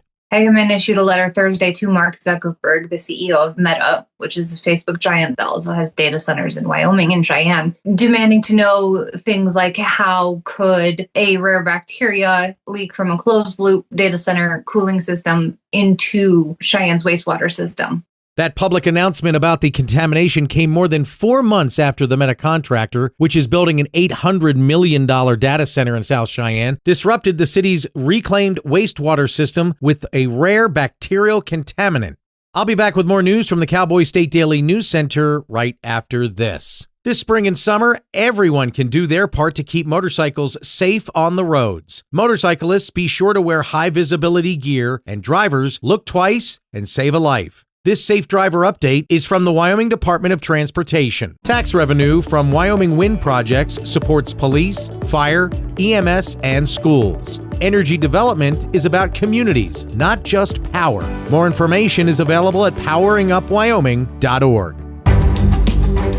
Cowboy State Daily News continues now. With Pathfinder Reservoir less than 24% full, some farmers and ranchers in eastern Wyoming and western Nebraska are being warned they could be out of irrigation water by the first week of August. Cowboy State Daily's Kate Meadows reports that there is a backup plan, but it's not foolproof. The snowpack has been historically low. It was the worst on record this year. And the reservoir where this irrigation channel originates is called the Pathfinder Reservoir, and it is at just about 23% right now. So the levels were already low, and it caused the irrigation canals to open up later in the year than they normally would have. And so farmers and ranchers are already hurting for water. And just weeks after the canals open, they're being told, we may run out of water first part of August. The Pathfinder Irrigation District has previously said that they are against pulling water from other sources because they have to rent it. They basically pay to use it, and then they're required to return it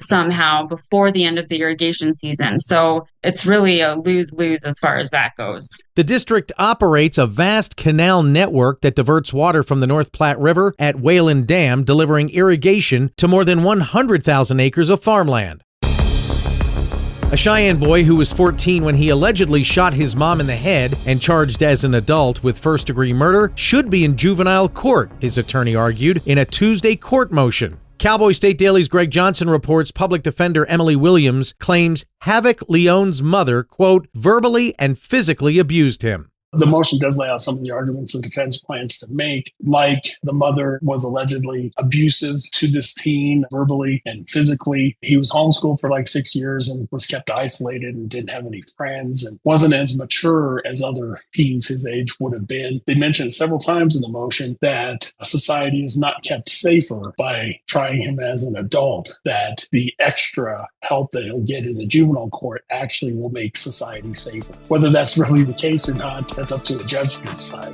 Despite the arguments of abuse and his age, 14 is the cutoff in Wyoming to be charged as an adult. Laramie County District Attorney Sylvia Hackle says her office believes the adult charge is appropriate and will oppose Williams' motion. And that's today's news. Get your free digital subscription to Wyoming's only statewide newspaper by hitting that daily newsletter button at cowboystatedaily.com. I'm Mac Watson for Cowboy State Daily.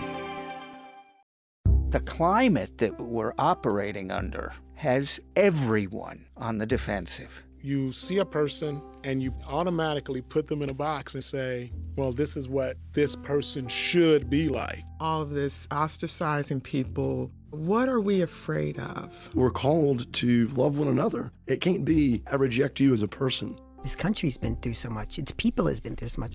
Why can't we fix this? Do we have issues we have to deal with? Yes, we do. But we're not going to be able to deal with them if we're fighting and yelling at each other and not listening. Yeah, she has an accent. Oh, gosh, she dressed funny. But we're talking the same thing. We're all concerned about our children, concerned about the world we live in. A lot of people wouldn't even think we should be here talking to each other, but I'm sorry, I disagree.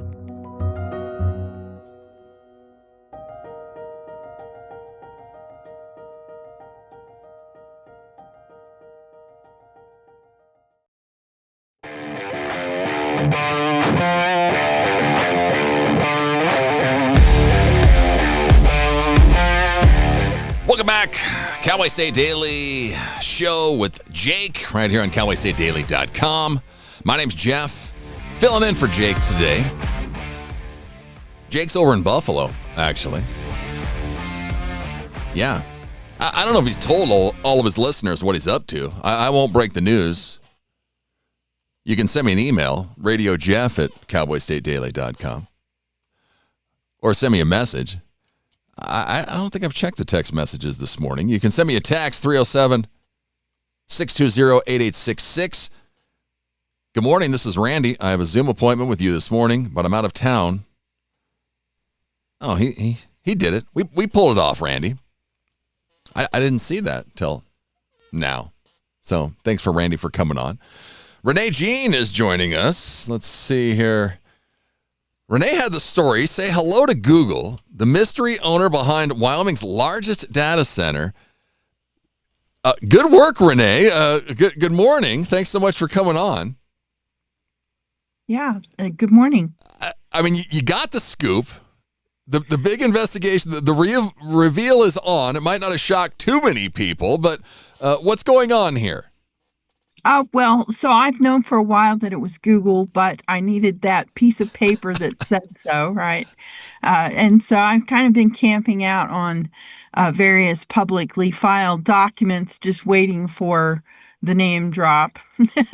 Yeah, because what were we hearing? Project Jade, Project Tembo. Yeah. All these kooky names they come up with, like it's some kind of spy thriller or something. Exactly. This is like a Harrison Ford movie or something. How did you connect the dots? Walk us through this when you finally connected all the dots to get here as Google as the owner. Well, like I said, I've known for a while that it was Google, just from listening and talking to people. But I needed, more than that. I needed to have a piece of paper that said it's Google.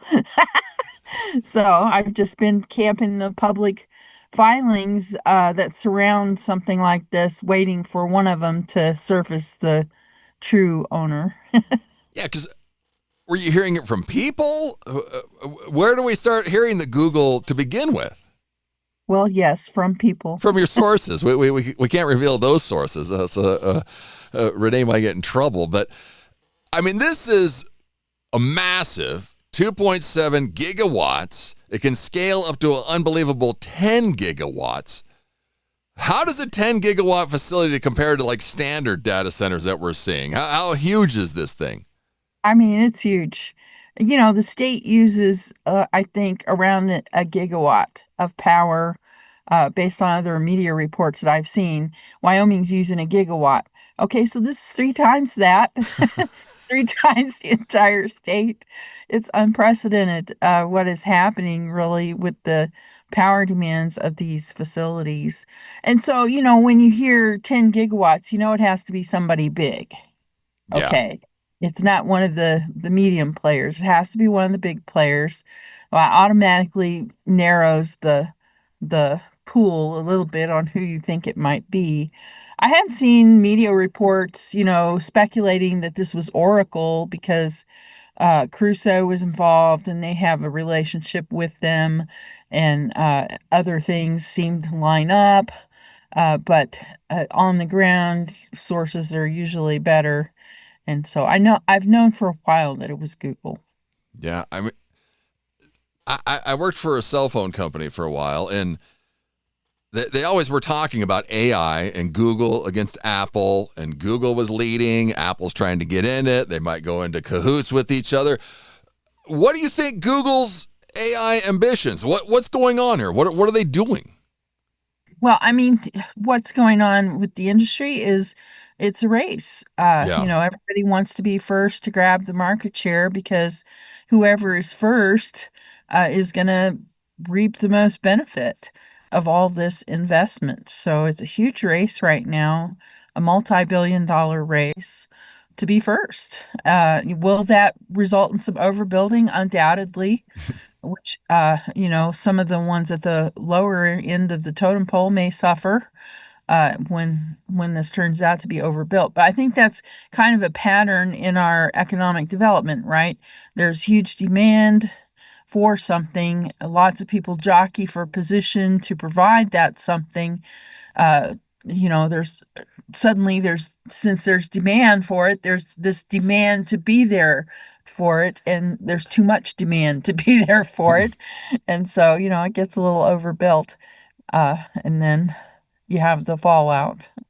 Yeah, and it's so funny working there because some people, they'd come in and they're like, I want a phone with no AI. It's like, well, that's not possible. There's AI in something no matter what. But yeah, it's just like, okay, we'll get around it, or we just won't say it, or we'd call it Apple intelligence instead of artificial intelligence or AI, change it a little bit. But why is Google, why companies like Google, why are they trying to keep this thing a mystery until, like you said, until I finally saw it on paper? Yeah, I don't know why they feel that that's the right approach. Maybe 20 years ago that was the right approach. I don't know. I think it's controlling, and this is a day and age that they themselves have created where we all expect to be able to Google for anything. So, and people, if in the absence of information, will create information for you. So, with the way things are now, I think it makes more sense to be proactive and just be upfront and clear and transparent. Since they did not do that, I think you see the results of that. People are upset about these data centers, and they're pushing back. And we see a lot of information being created around this that isn't coming from the company.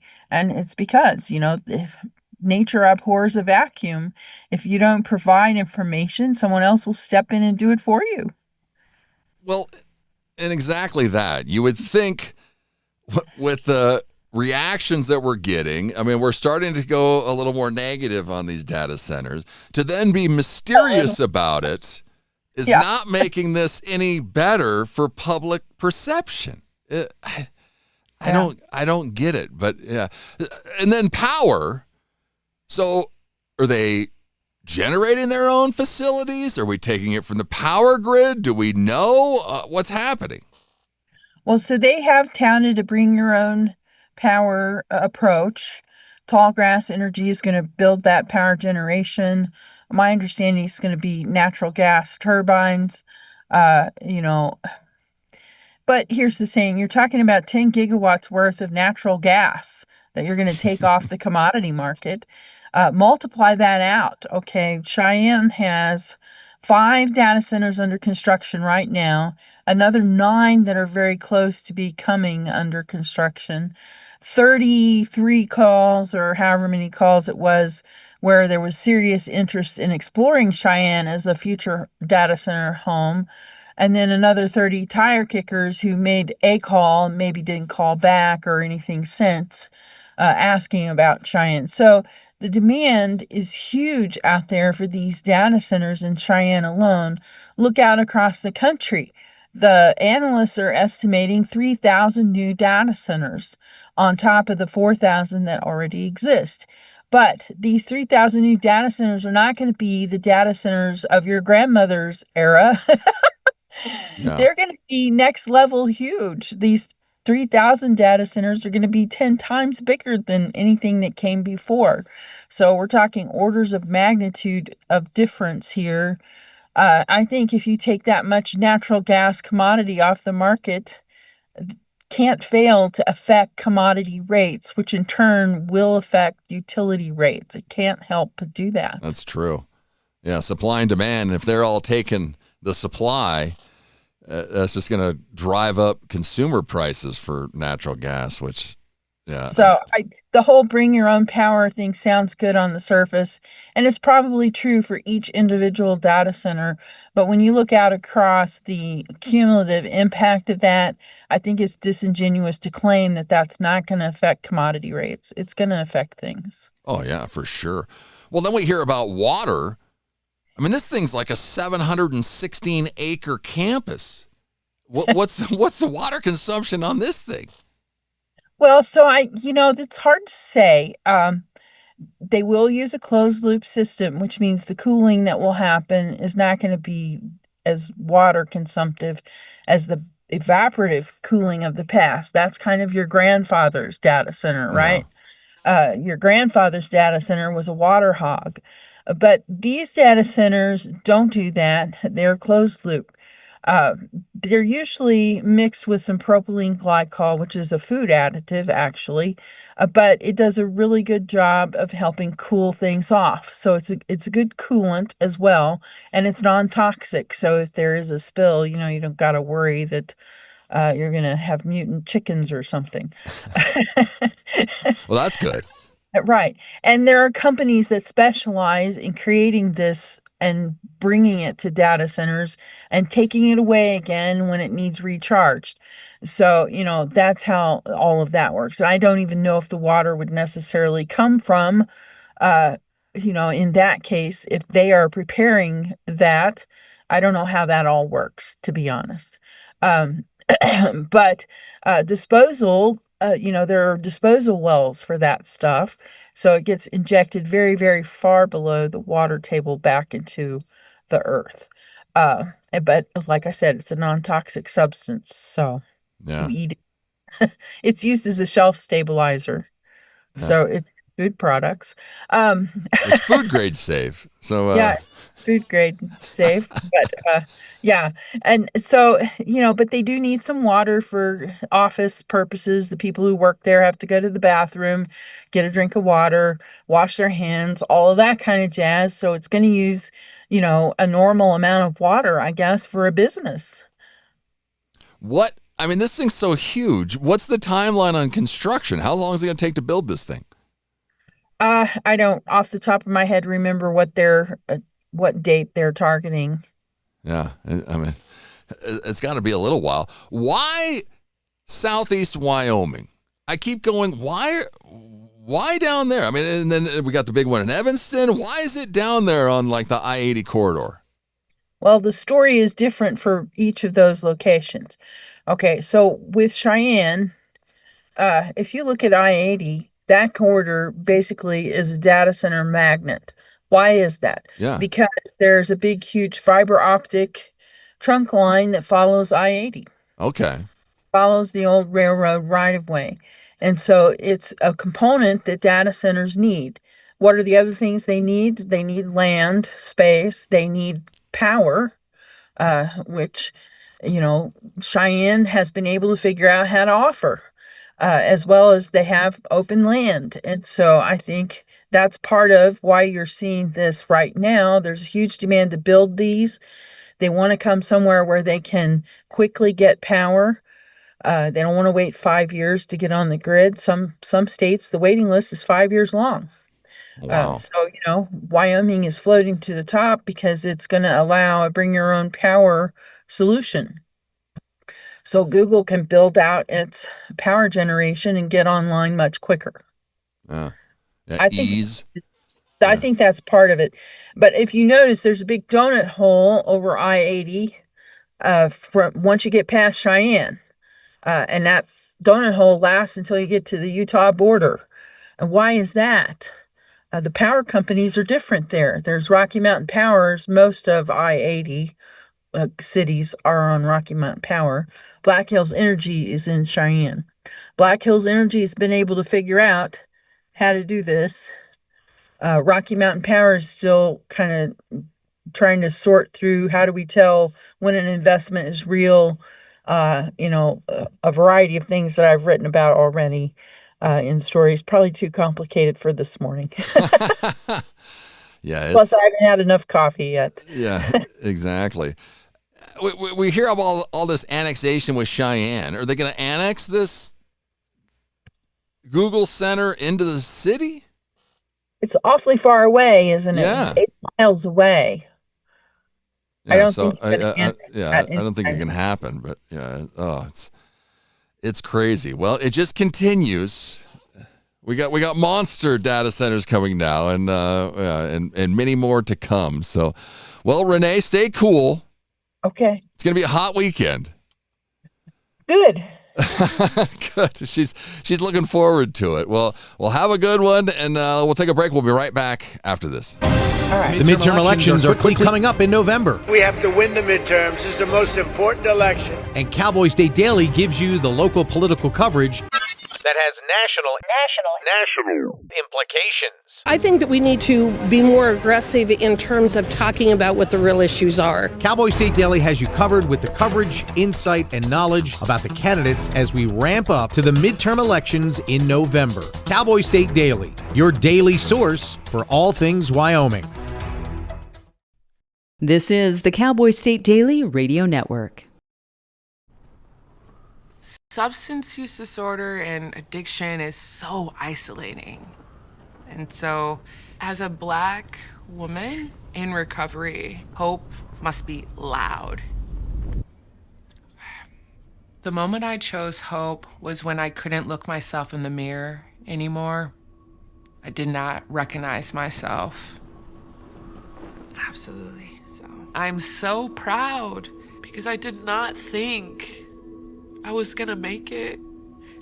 And now, I get to call my mom and say I love her. I get to teach my son how to say, Mama, I love you. Yeah. So for me, hope in this moment, it is the thread that lets you know that no matter what happens, you will be okay.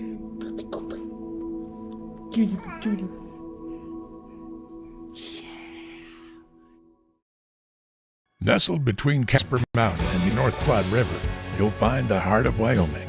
With a bustling downtown centered around our outdoor haven, Casper is for adventurers, freedom seekers, and rule breakers who find beauty off the beaten path. So if touchable history, a vibrant community, and uninterrupted outdoor recreation define your travel itinerary, allow us to welcome you to the one and only Casper, Wyoming. Plan your trip at visitcasper.com.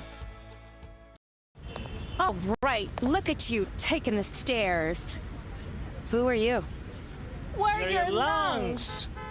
We are proud of you for quitting smoking, but you still may be at risk for lung cancer. A routine cancer scan can detect it early when it's more curable. Good to know. Well, I gotta go somewhere. So do we. Listen to your lungs. Get a routine screening that could save your life. Talk to your doctor and learn more at savebythescan.org.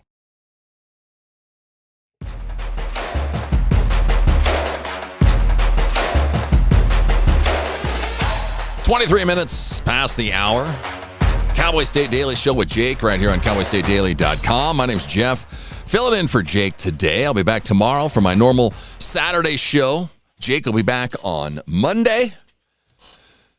This is an incredible story.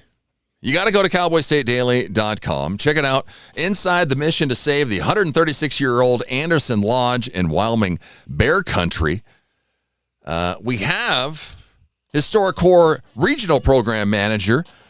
Let's bring him in. First, we got to get Michael's last name before I butcher it, because I know that's going to happen. Good morning, Michael. How you doing? Good morning. Doing well. It's Guillot. Guillot. So, well, yeah. Guillot. Yes, sir. I would have definitely screwed that one up. Guillot. So, yes, he's overseeing this project. Reading this, I'm like, holy cow. First, let's tell people first exactly where is Anderson Lodge? Yeah, sure. So Anderson Lodge, it's in the Shoshone National Forest. So this is going to be,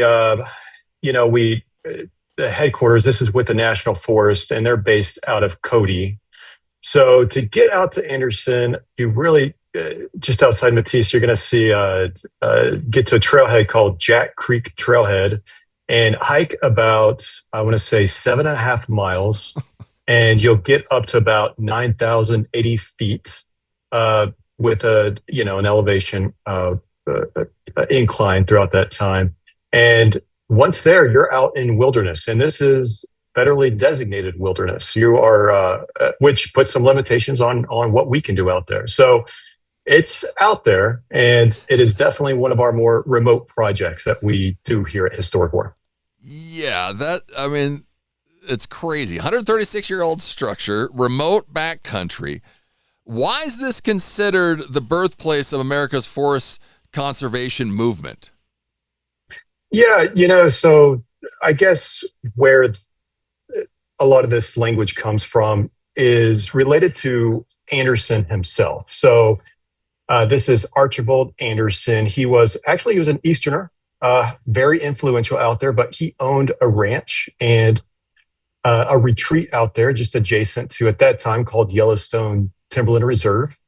And he was very active whenever he was out there, and as an artist, actually. And he observed quite a few things, such as uncontrolled burning, some grazing abuse. And so this became very much related to this conservation of this important area that was being used as a forest reserve. And so he discussed this with President Theodore Roosevelt at the time. And a short time later, they expanded and renamed the Yellowstone National Forest Reserve and appointed Anderson as the special superintendent of the forest. So this becomes very important historically, where Anderson Lodge, this lodge that he built and the hired hands cabin, which is also on this in what's called the Anderson Lodge Historic District, the hired hands cabin would become one of the headquarters for his work as the special superintendent. And through this process, he was able to work with the federal government to establish the Forest Service. Really, so this is the Shoshone National Forest. In fact, its nickname is oftentimes called First Forest, just because of the significance and influence that people like Archibald Anderson had in developing this conservation of, at the time, was pretty extensive on its effect of that surrounding area and that land. So, yeah, really interesting guy, really interesting history. And this is, I should add, for those interested in sort of the preservation side of this, that this is listed as a contributing resource with the National Register. So very important. It was listed. I'm not going to get into the weeds on this, but to be on the to be listed in the National Register, there's different criteria you can meet. A, B, C, all mean different things. And this one meets all three. It's associated with an important person, important event, and even the architecture itself is important. Yeah. What a place. This guy, Archibald Anderson, he's not just a frontiersman. He's an artist. Like you said, he painted Thomas Edison, designed Buffalo Bill's guest ranch. How did this guy pretty much end up here to begin with? Yeah, I will be honest that I don't know enough about the history of Archibald Anderson. My role with HistoricOr is we're developing the project on the rehabilitation of these. But from what little knowledge I know is that he was just fell kind of in love with this territory when he was out in Wyoming. And if you've being out in this area, it's easy to understand why, just off the Graybull River. And at the time, he went out there just to, he had a nearby ranch, and not even at where this is located. He came out and built this specific area just because of the natural light. He first built a hired hands cabin. He would have different people come to this, different, models that would come, and he would paint them, and they would come from all over the world, and mostly Europe. And so he just he's an interesting character. And there's so much history surrounding him and everything he did in developing one of the most important land agencies. And then just the way that now the Shoshone National Forest and the partners that I'm working with there, the significance that they see that this structure still has in our broader American history, and the importance it is that we save structures like these. Interesting guy, very important piece of that legacy is Anderson Lodge, and we're so happy to be part of this story. Yeah, I mean, there's like local lore, like you were just talking about these Warhouse Creek models that would come out. He'd paint them. Yeah, it's incredible.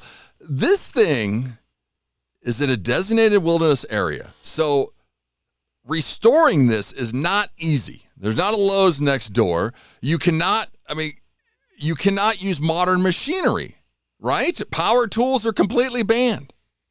That's correct. So in wilderness, anything that's federally designated as wilderness means you cannot have mechanized equipment. And it's not power tools. It's anything considered mechanized, which means a wheelbarrow, because it's got a wheel on it. Oh, geez. And so even taking material out there is, we're having to use pack mules. So we're working with different zones throughout the Shoshone National Forest where they're getting all the pack mules that they can find together to help support this project, because we have several pounds of material that we have to get out there. This is cribbing material. So this would be 6x6 by, we'll be using 36-inch lengths cribbing material to help hold the structures up. We have to use, hand turning screw jacks for slowly stabilizing the building. We have to use all hand tools. Everything has to be done without any kind of mechanized equipment. So yes, there is some significant logistics that come with a project like this, because it's not that you're right, that there's no Lowe's, there's no Home Depot. There is, once you get out there, you've got a 7.5 mile hike to get back if you forgot something. So the interesting part of this story, and it's really for people interested in volunteering, and we can talk about that as well.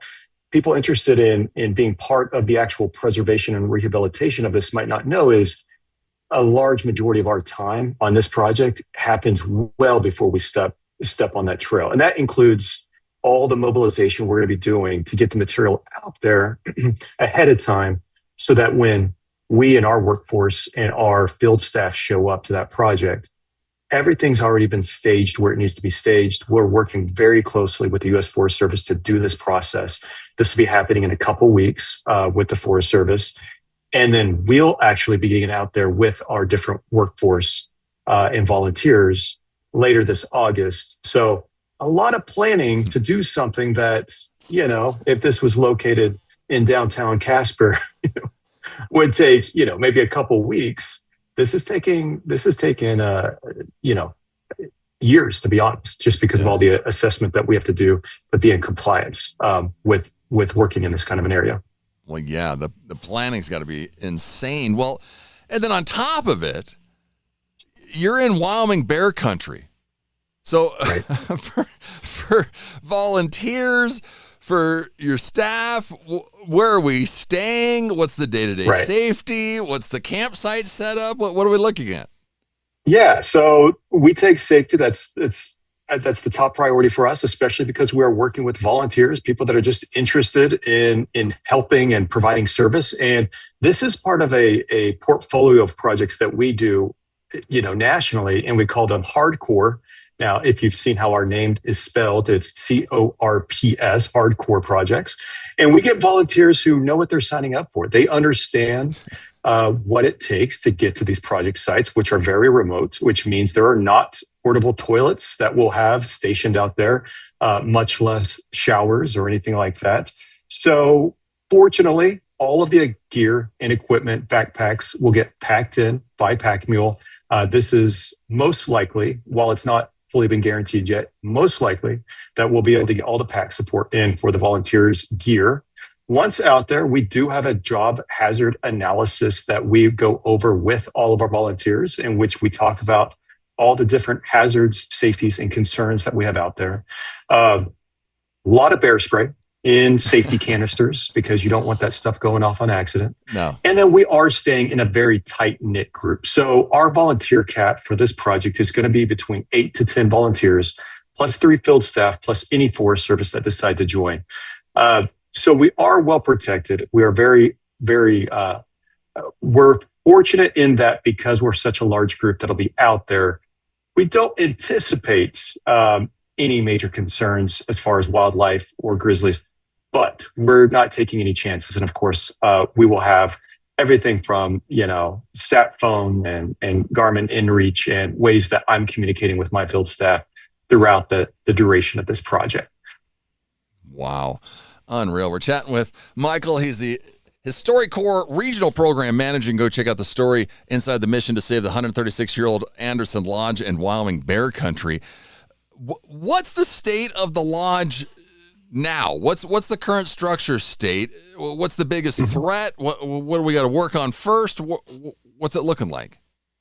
Yeah, so the way Anderson built this was on a hillside. And when he built it on the hillside, he did everything. This is all hewn logs, all mostly local materials. Some material he used to build this was brought in. But whenever he built this on the side of a hillside. And we've started to notice that some of the foundation, that we're seeing some movement. So we had, a geotechnical report, structural engineers have been out there. That's what I mean when I said earlier, it's taken years to be able to get out to this project site so that we can have the professionals come in. We had a U.S. Forest Service Region 1's preservation team come out in 2023. I was able to join them for that, and they did a full assessment.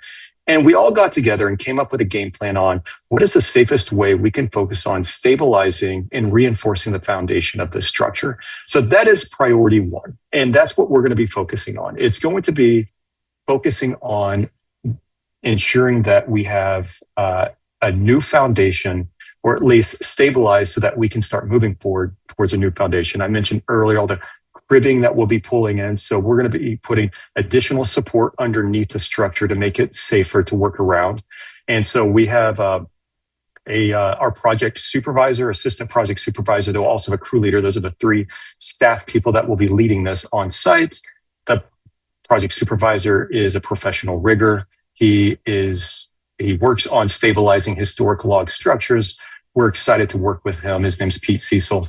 So we're going to be focusing on that. Once that's complete, then we can move on to some of the other more traditional type of work that we think of when we talk about rehabilitating historic structures. So changing out some of the logs, rebuilding some of the parts of the staircase, eventually getting new windows put in. So this is in a very remote area. It needs a lot of attention, and we're just excited that we can start this first step of getting the structure stabilized. Yeah. You got to get a good foundation and then build up from there and make sure. And go from there. Yeah, it's stabilized and not going to fall over on you. Where is it? Federal money? Is it private? Where are the funds coming in for this project? Yeah, sure. So this is predominantly going to be federal money. So this was during the first Trump administration, President Trump administration, created what was called the Great Outdoors Act. And with that went a number of dollars that went towards work that could be used for stabilizing different structures that were considered to have deferred maintenance in some of our different land bureaus. So this was the Bureau of Land Management. This was the U.S. Forest Service, of course. I think actually I take that back. I think it was primarily U.S. Forest Service, if not exclusively the U.S. Forest Service. I won't get into policy work because that is not my specialty, but that's where a lot of this money got designated. And a lot of this is being used to help support projects that can be used for different purposes. So for whether it's recreational, whether it could be used for different kinds of administrative use and things like that. So this is federal dollars coming to help support work and using a volunteer workforce, predominantly a volunteer workforce, to actually do the work itself. Wow.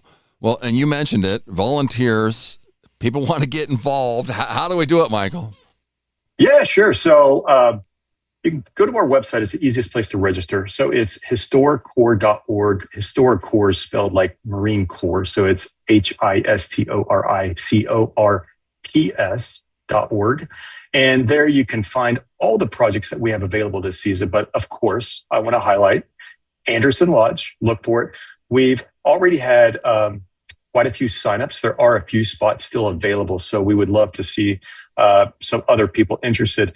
And then if we do fill up, we of course would consider either expanding to have maybe a couple more people join, but more than likely we have individuals join a wait list. And that's where we're getting pretty close to now.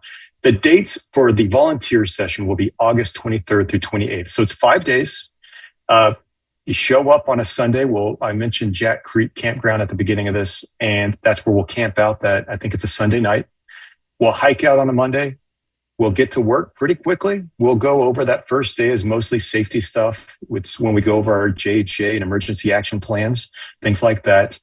We're going to work all week long. Your meals are prepared for you. You'll have a hot breakfast. You'll have a lunch that you can take to the job site with you, and you'll have a hot dinner waiting for you when you get back. It is free to volunteer, and it's a fantastic way to spend time that you have off. If you wanted to do some hiking, be in the backcountry, wilderness, and really experience that, but you want to find a way to give more meaning through a form of servitude, this is a perfect project and a perfect opportunity for those people. And it ends up being a very affordable one too. It's free to sign up. You have all your meals covered all week long. And then that Friday, we'll hike back out. Friday night, you can camp out again at Jack Creek before heading out Saturday, but my guess is a lot of people are going to be ready to, that Friday afternoon, to get in their cars and go find a hotel and a hot shower somewhere nearby. So those are the dates. That's August 23rd through the 28th. Yeah, August 23rd to the 28th. You want to hike deep into the woods, sleep in bear country, do some grueling physical labor for a week. Yeah. Go and sign up. HISTORICORPS.com, HistoriCorps.com. Michael, the regional program manager for HistoriCorps. Thanks so much. This is awesome. Great story, and good luck with all of it. Thank you so much. Really appreciate your time. Yes, we're back right after this. Are you still throwing money at boring advertising that nobody remembers? Cowboy State Daily Radio is where Wyoming talks, laughs, debates, and actually pays attention. Your customers are not only listening, they're talking about the news of the day. So why not put your business in the middle of the conversation? From sponsored interviews to powerhouse statewide campaigns, Cowboy State Daily Radio delivers your message with an exclusive Wyoming reach. Contact Piper Fenimore today at piper@cowboystatedaily.com.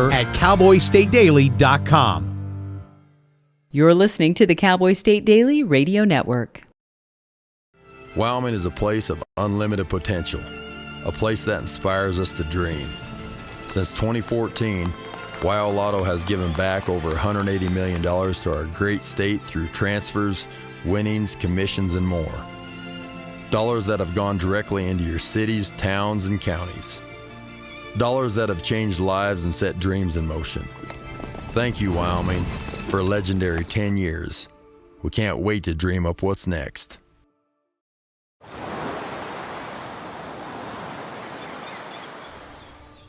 Hear that? That's the sound of your life.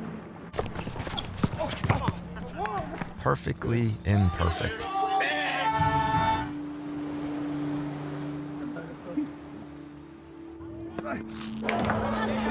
Beating in rhythm to the world you've created.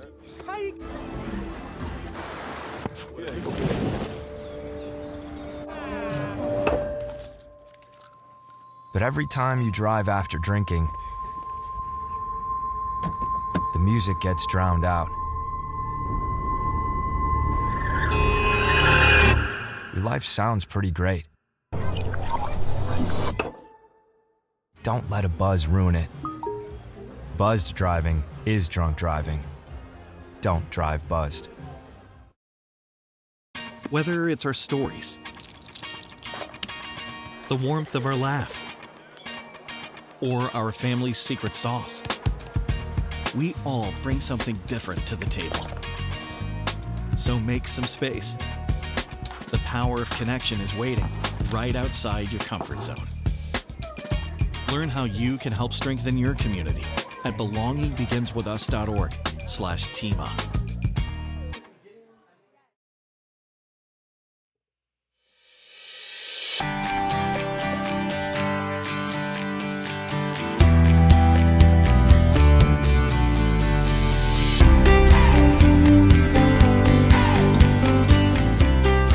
$15 minutes till the top of the hour. 15 minutes to go in the show. It's Cowboy State Daily Show with Jake. Jeff filling in for Jake. Jake will be back on Monday. I'll be back tomorrow. Cowboy State Daily Saturdays with Jeff right here on cowboystatedaily.com. Same time, same channel. Even more fun. Come and join me. Tom Arnold. How are you this morning? Not that Tom Arnold, but Tom Arnold. He's a cybersecurity expert, digital forensics investigator, and he's an author. This is a cool story, Tom. Tell us all this, how this began. Your AI, cybersecurity, your grandson. Give us the story. So, it was actually pretty straightforward. As I came out of the field about 10 years ago, I started teaching at California State University, specifically in the forensic sciences area. And during my classes, I always did a little segment on cyber safety because the kids were all undergrads. They were 19 years old on average, but I really felt like I was talking to the walls. That was number one. Number two was my grandson. My middle grandson one day is playing the game Roblox, and an avatar walks up to him. Now he's 9 years old. An avatar appears on the screen and holds up a sign that says, "What's your name and where do you live?" Which, he was smart enough to run to his mom, but they were terrified at the result. And I'm sitting here thinking, wait a second, I've investigated a ton of cases ranging from everything from criminal matters to civil matters.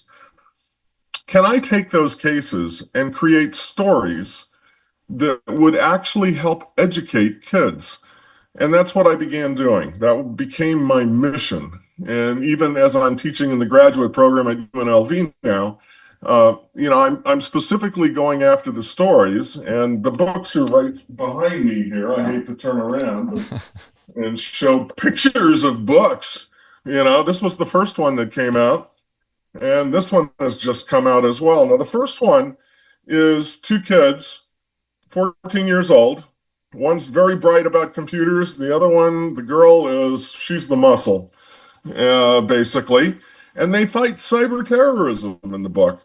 And throughout it are real cases that I've investigated, all the tools, the techniques, how he does everything. I mean, some kids have even sent me notes and said, hey, I tried this and it actually works. And I went, yeah, it would. That's why I wrote about it. Yeah. Yeah, I'm a winner. And the next book deals with two topics that are very timely with regards to AI. It deals with the subject of sextortion. Okay, and that's based on an event that took place a couple years ago, where I'll tell that story in a bit.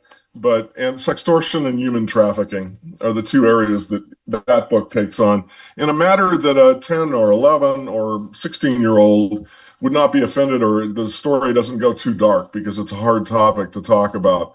So the story is actually there to be a compelling thriller, but it's also to teach about the risks involved with regards to cyber safety. Yeah, his second book, The Digital Detective Dark Web Descent, your protagonist, this Jason Palmer, he starts as an aggressive, suspended 30-something NSA agent reviewing his teenage journals. Yep.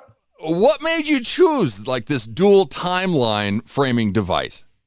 Well, I had originally started writing stories about the older Jason, and because of where he came from, etc. And the film studio that I work with said, no, make these kids stories. So I just decided to have a plot line that would run through the books, specifically about the older Jason and sort of his challenges. And in fact, in the first story, he actually encounters the villain from the first book, but much older, is really what the problem was. And now he's up to his neck in it, and he's suspended, sort of living on a beach in the Cayman Islands, trying to hide, is really what he's doing. So it's that story that's moving along in the book as well. So it's just something else, Yeah, because it moves Jason and Reba to a prestigious academy in Woodside, California. Mm-hmm. Why did the FBI engineer this move? How does the school backdrop heighten the danger? What's going on? Well, the FBI specifically, because of the first book and because of the notorious criminals that were basically an international crime gang, a group of the FBI agents and one of the directors really determined that the kids were quite talented, but they wanted to keep an eye on them. They wanted to help educate them, and they wanted their hooks into them for the future, basically. And so they moved them to a private academy school that was really high-end rich kids, where the kids of billionaires are in there with them. And these are two public school kids that have been plunked into this school, basically. And it's their interactions in the school and everything that begins to happen.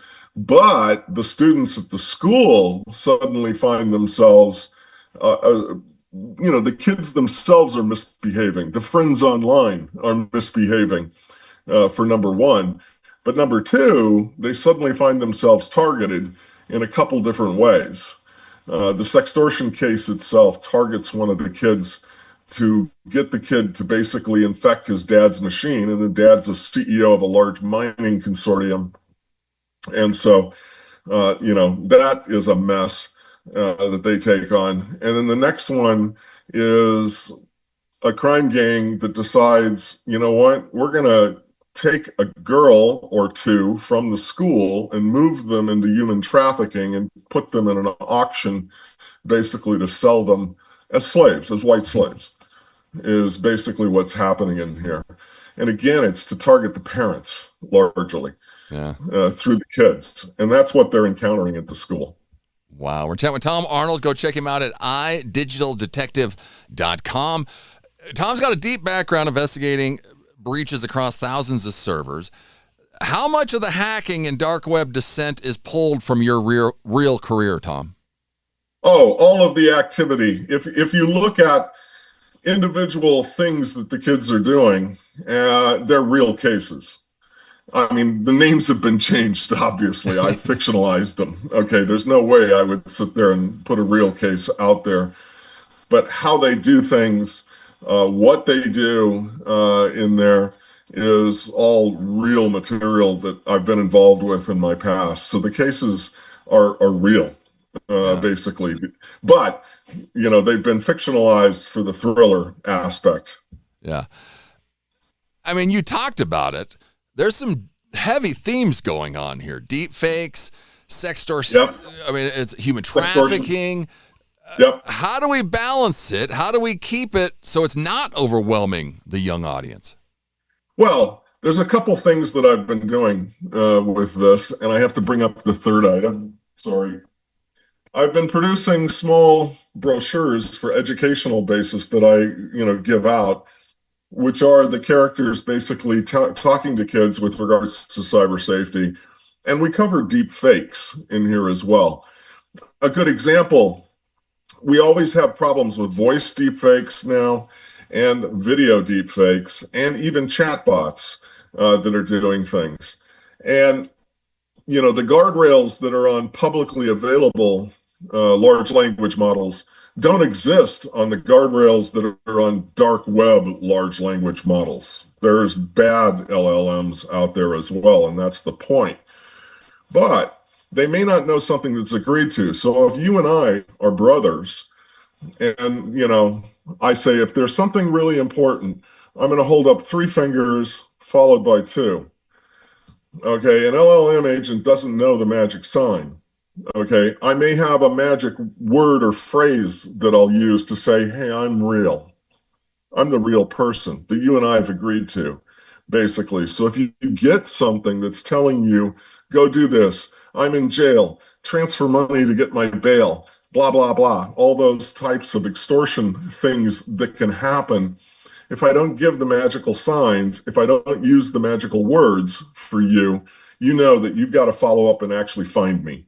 Okay, because I could be perfectly safe. I mean, we see this with high school kids. We see it in the news today, okay, where a high school kid gets dropped off at school. Then suddenly the kid's saying, hey, I saw a drug activity. I've been taken and kidnapped. And the guys say they need $10,000, Mom, to get me out. Yeah. Otherwise, yet the daughter's actually sitting in class in reality. It's okay. That's the sort of thing that's out there. Okay. Yeah. And so to defend against that, sometimes easy things like a signal, like a keyword, okay, can help. And, even if the mom at that point who's panicking now over this whole thing, that's speaking to her daughter supposedly in a phone call, can say, do you have something to tell me? Yeah. Yeah, I'm in trouble. Go get the money. Yeah, wrong answer. Something that simple can actually begin to unravel that sort of an attack. Okay. Because frankly, the dark web and, deep fakes are actually quite hard to detect when you're looking at them. Oh, yeah. Especially at the time, especially if emotion's involved, and they really want to have emotion involved. They want that sense of urgency.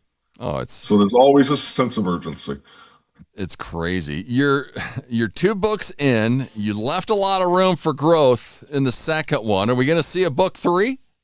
Yes, you will. It's in the works, and I was, the studio wanted the story done by October, but that's just not going to happen. I'm behind.